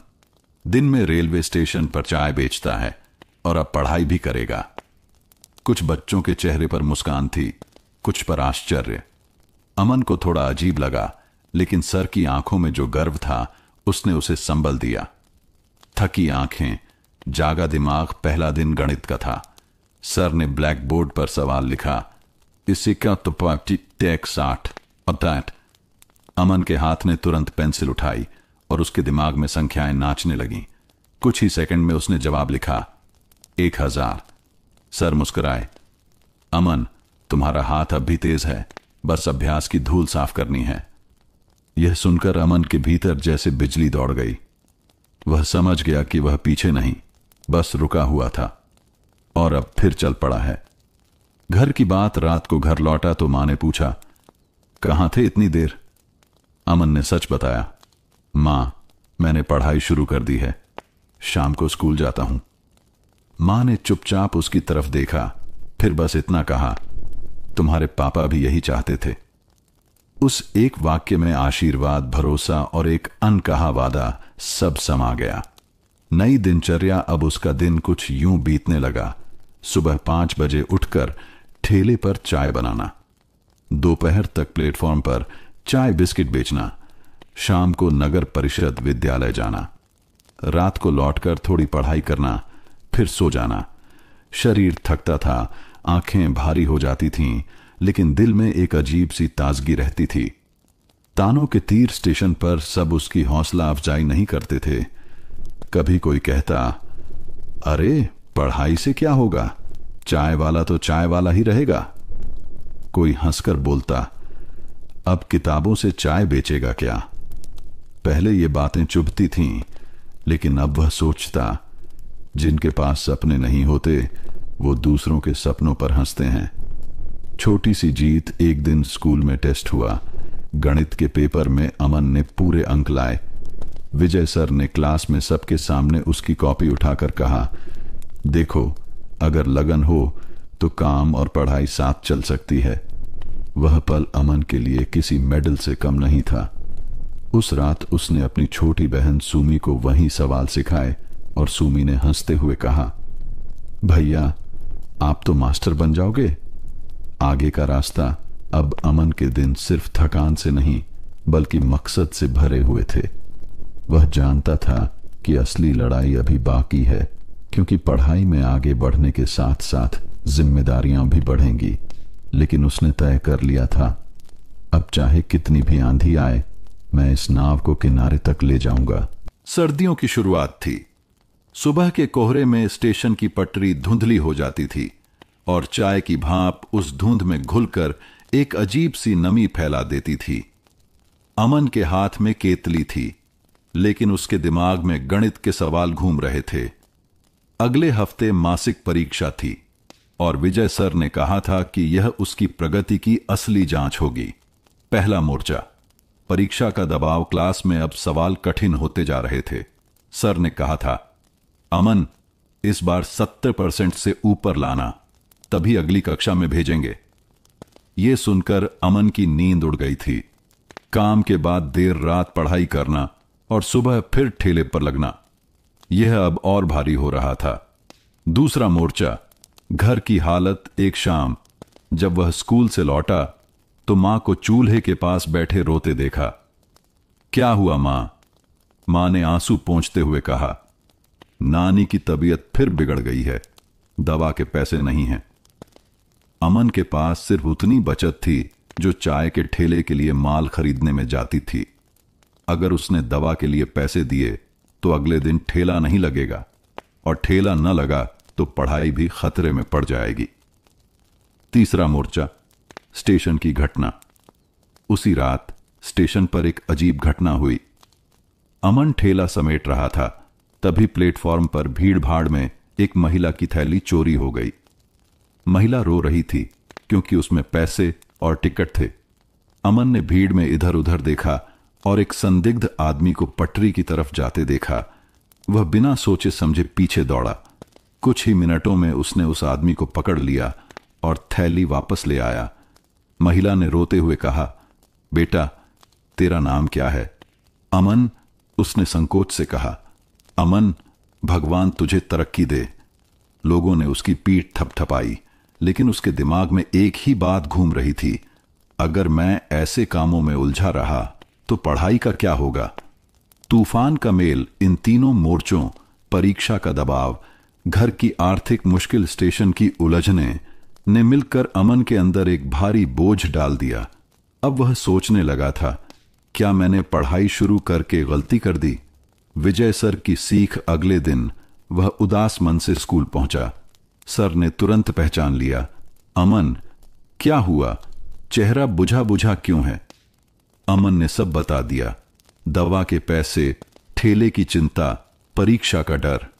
सर ने शांत स्वर में कहा, बेटा, जिंदगी में सबसे कठिन लम्हे ही तय करते हैं कि हम जीतेंगे या हारेंगे। 3 मोर्चे हैं तो 3 जीत के मौके भी हैं। अगर एक एक करके सुलझाओगे तो देखना, यही संघर्ष तुम्हें मजबूत बनाएगा। उस रात अमन ने तय किया, वह पढ़ाई छोड़ेगा नहीं, चाहे इसके लिए रातें जागनी पड़ें, चाहे खाने में कटौती करनी पड़े। रात ठंडी थी, लेकिन अमन की आंखों में नींद नहीं थी। वह चारपाई पर लेटे लेटे सोच रहा था, 3 मुसीबतें हैं, लेकिन एक एक करके सुलझाऊंगा। पहला मोर्चा, घर की दवा। सुबह वह स्टेशन पहुंचा और चाय के ठेले पर काम शुरू किया, लेकिन इस बार उसने चुपचाप हर कप पर 1 रुपया ज्यादा रखा। जो भी ग्राहक पूछता, भैया, आज चाय महंगी क्यों? वह मुस्कुराकर कह देता, अदरक महंगी हो गई है। दिन भर में उसने इतने पैसे इकट्ठा कर लिए कि नानी की दवा भी आ गई और ठेले के अगले दिन का सामान भी। मां ने आश्चर्य से पूछा, पैसे कहां से आए? अमन ने बस कहा, थोड़ी मेहनत ज्यादा की बस। दूसरा मोर्चा, स्टेशन की उलझने। कुछ दिन बाद फिर स्टेशन पर जेब कटी की कोशिश हुई। इस बार अमन दौड़ने नहीं गया। उसने तुरंत पुलिस चौकी में जाकर सूचना दी। चोरी करने वाला वहीं पकड़ा गया। उसने सोचा, जरूरी नहीं कि हर समस्या में मैं खुद कूद जाऊं, सही जगह मदद पहुंचना भी समझदारी है। तीसरा मोर्चा, पढ़ाई और परीक्षा। अब बचा सबसे बड़ा मोर्चा, परीक्षा। वह जानता था कि समय कम है और सवाल कठिन। उसने एक योजना बनाई। सुबह स्टेशन जाने से पहले 30 मिनट पढ़ाई। दोपहर में ठेले पर जब ग्राहक कम हो तो किताब निकाल कर देखना। रात को क्लास के बाद घर आकर पुनरावृत्ति करना। थकान इतनी होती कि कई बार आंखें बंद होने लगती, लेकिन उसे विजय सर की बात याद रहती, यही लम्हे तय करते हैं कि जीत होगी या हार। परीक्षा का दिन। ठंडी हवा में स्कूल का मैदान धुंध से भरा था। क्लासरूम में बच्चे अपनी अपनी कॉपियां पलट रहे थे। अमन के हाथ में पेंसिल थी और दिल की धड़कन तेज। पेपर मिला। पहले सवाल को उसने तुरंत हल कर लिया, धीरे धीरे बाकी भी। कहीं अटकता तो गहरी सांस लेकर आगे बढ़ जाता। 3 घंटे बाद जब उसने कॉपी सर के हाथ में दी तो उसके चेहरे पर थकान थी, लेकिन आंखों में चमक। नतीजे का दिन 1 हफ्ते बाद नतीजे आए। विजय सर ने कक्षा में कहा, अमन कुमार 78%। पूरा क्लास तालियां बजाने लगा। अमन को ऐसा लगा जैसे प्लेटफॉर्म से उसकी ट्रेन सच में छूट चुकी है और अब वह सही दिशा में दौड़ रही है। उस रात उसने सुमी को अपने अंक बताए। सुमी ने हंसते हुए कहा, भैया, अब तो आप मास्टर बन ही जाओगे। अमन ने हल्की हंसी में जवाब दिया, मास्टर नहीं, लेकिन जिंदगी में कुछ बड़ा जरूर करूंगा। सर्दी अब ढलने लगी थी और सुबह की धूप में हल्की गर्माहट आ गई थी। नगर परिषद विद्यालय में एक घोषणा हुई। इस महीने जिला स्तर की गणित प्रतियोगिता होगी। विजय सर ने कक्षा में कहा, मैं चाहता हूं कि इस बार हमारे स्कूल से अमन हिस्सा ले। पूरा क्लास हैरान रह गया। अमन खुद भी हक्का बक्का था। सर, मैं? लेकिन सर ने बीच में ही कहा, हां, तुम्हारी सोच तेज है और मेहनत में कमी नहीं। अब समय है कि तुम अपने आप को कसौटी पर परखो। दुविधा और डर अमन घर लौटा तो मन में कई सवाल थे। अगर मैं हार गया तो? स्टेशन का काम छूट जाएगा तो? शहर में जाकर अजनबियों के सामने सवाल हल करना, क्या मैं कर पाऊंगा? मां ने उसकी उलझन समझ ली। डर लग रहा है, उन्होंने पूछा। थोड़ा, अमन ने धीरे से कहा। मां ने रोटी बेलते हुए कहा, डर वही महसूस करता है जो सच में कुछ करना चाहता है। जा, कोशिश कर। जीत हार तो बाद में देखेंगे। तैयारी का सफर प्रतियोगिता तक सिर्फ 15 दिन थे। अमन ने अपनी दिनचर्या बदल दी। सुबह 4:30 बजे उठकर अभ्यास, स्टेशन पर खाली समय में गणित की कॉपी पर सवाल, रात को क्लास के बाद विजय सर के साथ अतिरिक्त अभ्यास। थकान अब दुगनी हो गई थी, लेकिन मन में एक आग थी। इस बार मैं अपने स्टेशन से बड़ी दुनिया देखूंगा। प्रतियोगिता का दिन शहर का स्कूल विशाल था। चौड़ी गलियां, साफ सुथरे मैदान और बच्चे स्मार्ट यूनिफॉर्म में। अमन को लगा जैसे वह किसी दूसरी दुनिया में आ गया है। प्रतियोगिता हॉल में लंबी मेजों पर बैठे प्रतिभागियों को प्रश्न पत्र दिया गया। पहला सवाल कठिन था, लेकिन अमन ने गहरी सांस लेकर हल करना शुरू किया। धीरे धीरे उसकी घबराहट खत्म हुई और वह उसी तरह सवाल हल करने लगा जैसे प्लेटफॉर्म पर ग्राहकों को चाय देते वक्त तेजी दिखाता था। एक के बाद एक नतीजा और एहसास। शाम को नतीजे घोषित हुए। अमन तीसरे स्थान पर आया। उसके लिए यह सिर्फ एक इनाम नहीं था, यह प्रमाण था कि वह बड़े मंच पर भी टिक सकता है। विजय सर ने कहा, देखा, यह तो बस शुरुआत है। अमन ने मुस्कुराकर सोचा, सही कहा, मैं सिर्फ स्टेशन का लड़का नहीं, अब एक प्रतियोगी भी हूं। प्रतियोगिता से लौटने के बाद स्टेशन पर अमन का अलग ही रुतबा हो गया था। कई यात्री उसे पहचानने लगे थे। अरे, यही वो लड़का है ना जो गणित में जीता। पर उस दिन प्लेटफॉर्म पर एक अनोखा यात्री आया। गहरे नीले कोट में, हाथ में चमड़े का बैग और आंखों में तेज नजरें। वह चाय का कप लेकर अमन को देखने लगा। तुम अमन हो? उसने पूछा। जी, अमन ने कप बढ़ाते हुए कहा। तुम्हारे बारे में अखबार में पढ़ा, जिला प्रतियोगिता में जीतने वाला लड़का है ना? अमन ने हल्की सी मुस्कान दी। जी, तीसरा स्थान आया था। अप्रत्याशित बात, वह यात्री असल में मिस्टर कपूर थे, शहर के एक नामी कोचिंग इंस्टीट्यूट के मालिक। उन्होंने कहा, अमन, तुम्हें पढ़ाई का अच्छा शौक है। मैं चाहता हूं कि तुम हमारे इंस्टीट्यूट में पढ़ो। मैं फीस माफ कर दूंगा, बस मेहनत करनी होगी। अमन के हाथ से चाय का कप लगभग छूट गया। लेकिन सर, मैं तो स्टेशन पर काम करता हूं। काम बाद में भी होगा, लेकिन पढ़ाई का मौका बार बार नहीं आता, मिस्टर कपूर ने गंभीर होकर कहा। दुविधा का भंवर उस रात अमन सो नहीं सका। अगर मैं स्टेशन छोड़ दूं तो घर का खर्च कैसे चलेगा? अगर मैं पढ़ाई करूं और असफल हो गया तो मां क्या कहेंगी? मां ने बात समझते हुए कहा, अमन, जिंदगी में कुछ पाने के लिए कुछ छोड़ना पड़ता है। हम थोड़ा तंगी में रह लेंगे, लेकिन तुम ये मौका मत छोड़ना। निर्णय सुबह होते ही अमन स्टेशन गया और चाय का ठेला संभाल रहे मामा जी के पास पहुंचा। मामा, मैं पढ़ाई के लिए शहर जाना चाहता हूं। मामा कुछ देर चुप रहे, फिर बोले, जा बेटा, तेरा हक है, लेकिन याद रख, यहां तक पहुंचने के लिए जो मेहनत की है वो मत भूलना। अमन की आंखें भर आईं। उसने ठेले को हाथ लगाकर मानो आशीर्वाद लिया। नया सफर शाम को मिस्टर कपूर ने उसे शहर ले जाने का इंतजाम किया। प्लेटफॉर्म नंबर 2 पर खड़ी ट्रेन का इंजन सीटी मार रहा था। अमन ने पीछे मुड़कर अपने कस्बे, अपने स्टेशन को आखिरी बार देखा। वही जगह जिसने उसे संघर्ष सिखाया और जीत का पहला स्वाद चखाया। अब अगला पड़ाव शहर की पढ़ाई, उसने मन ही मन कहा। ट्रेन जैसे ही शहर के बड़े स्टेशन पर पहुंची, अमन की आंखें चौंधिया गईं। प्लेटफॉर्म पर भीड़ का सैलाब था। लोग तेज तेज चलते हुए, अपने अपने बैग और सूटकेस खींचते हुए। कोई किसी को देख भी नहीं रहा था। गांव के छोटे स्टेशन का सन्नाटा और यहां का शोर, दोनों में जमीन आसमान का फर्क था। मिस्टर कपूर ने मुस्कुराकर कहा, स्वागत है अमन, यहां वक्त किसी के लिए नहीं रुकता। कोचिंग इंस्टीट्यूट का नजारा, इंस्टीट्यूट शहर के बीचों बीच एक 5 मंजिला इमारत में था। दरवाजे पर दर्जनों छात्र छात्राएं किताबें और नोटबुक लेकर खड़े थे। कोई आपस में सवाल चर्चा कर रहा था, कोई मोबाइल में नोट्स देख रहा था। अमन के दिल में हल्की सी घबराहट हुई। ये सब मुझसे कितने आगे होंगे। मिस्टर कपूर ने उसे अंदर ले जाकर एक कमरे की ओर इशारा किया। यह तुम्हारा क्लासरूम है और यह तुम्हारा सीट नंबर 20। पहली क्लास मैथ्स के टीचर श्री वर्मा बोर्ड पर तेज तेज सवाल लिखते जा रहे थे।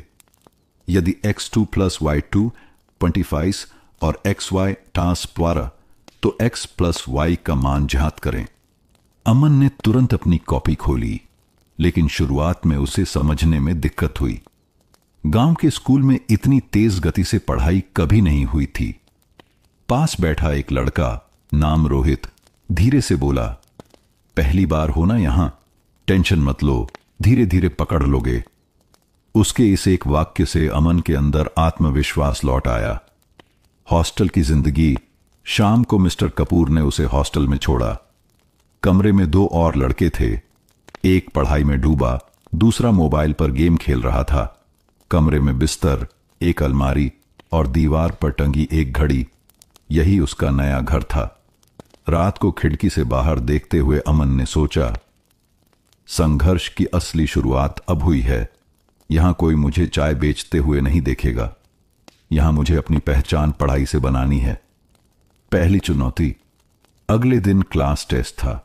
सवाल कठिन थे और अमन ने आधे से ज्यादा खाली छोड़ दिए। टीचर ने पेपर देखकर कहा, अमन, तुम्हें दुगनी मेहनत करनी होगी। शहर के बच्चे तुम्हें पीछे छोड़ देंगे अगर तुमने खुद को साबित नहीं किया। अमन ने सिर झुकाया, लेकिन भीतर आग जल उठी। मुझे यहां सिर्फ बैठने नहीं, जीतने आया हूं। अमन ने अपने कमरे की दीवार पर एक सफेद कागज चिपकाया। उस पर बड़े अक्षरों में लिखा, आज की मेहनत, कल की जीत। सुबह 4 बजे का अलार्म। पहली ही रात उसने मोबाइल का अलार्म 4 बजे पर लगाया। अलार्म बजते ही आंख खुली, लेकिन शरीर बोझिल था। दिमाग बोला, थोड़ी देर और सो जाओ, लेकिन दिल ने कहा, शहर में आए हो, गांव लौटना है तो विजेता बनकर लौटना।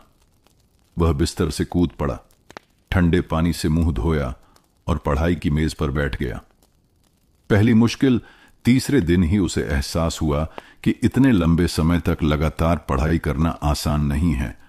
सिर भारी हो जाता, आंखें थक जाती और कभी कभी नींद भी आने लगती। लेकिन गांव के रेलवे स्टेशन के वो दिन याद आते जब धूप में खड़े होकर वह चाय बेचता था। अगर वहां सहा तो यहां भी सहूंगा। पहला छोटा सा जीत का पल। 1 हफ्ते बाद क्लास में एक कठिन सवाल आया, जिसे पूरे बैच में सिर्फ 2 छात्रों ने हल किया, और उनमें से एक था अमन। टीचर ने कहा, गुड, यही मेहनत जारी रखो। वो तारीफ छोटी थी, लेकिन अमन के लिए यह किसी मेडल से कम नहीं थी। रात की कसम। उस रात उसने डायरी में लिखा, अभी बस शुरुआत है, मैं रुकूंगा नहीं जब तक गांव का हर बच्चा कहे कि चाय बेचने वाला अमन अब शहर का टॉपर बन गया है, तब तक। पुराना चेहरा, पुरानी याद। एक दिन हॉस्टल के पास वाली सड़क पर अमन को भीड़ में एक परिचित चेहरा दिखा। धुंधली याद में वह वही यात्री था जिसने सालों पहले रेलवे स्टेशन पर चाय पीते समय उसे किताब और पेन दिया था और कहा था, पढ़ाई मत छोड़ना। अमन कुछ पल ठिठका, फिर दौड़कर उनके पास गया। अंकल, आप मुझे पहचानते हैं? यात्री ने मुस्कुराकर कहा।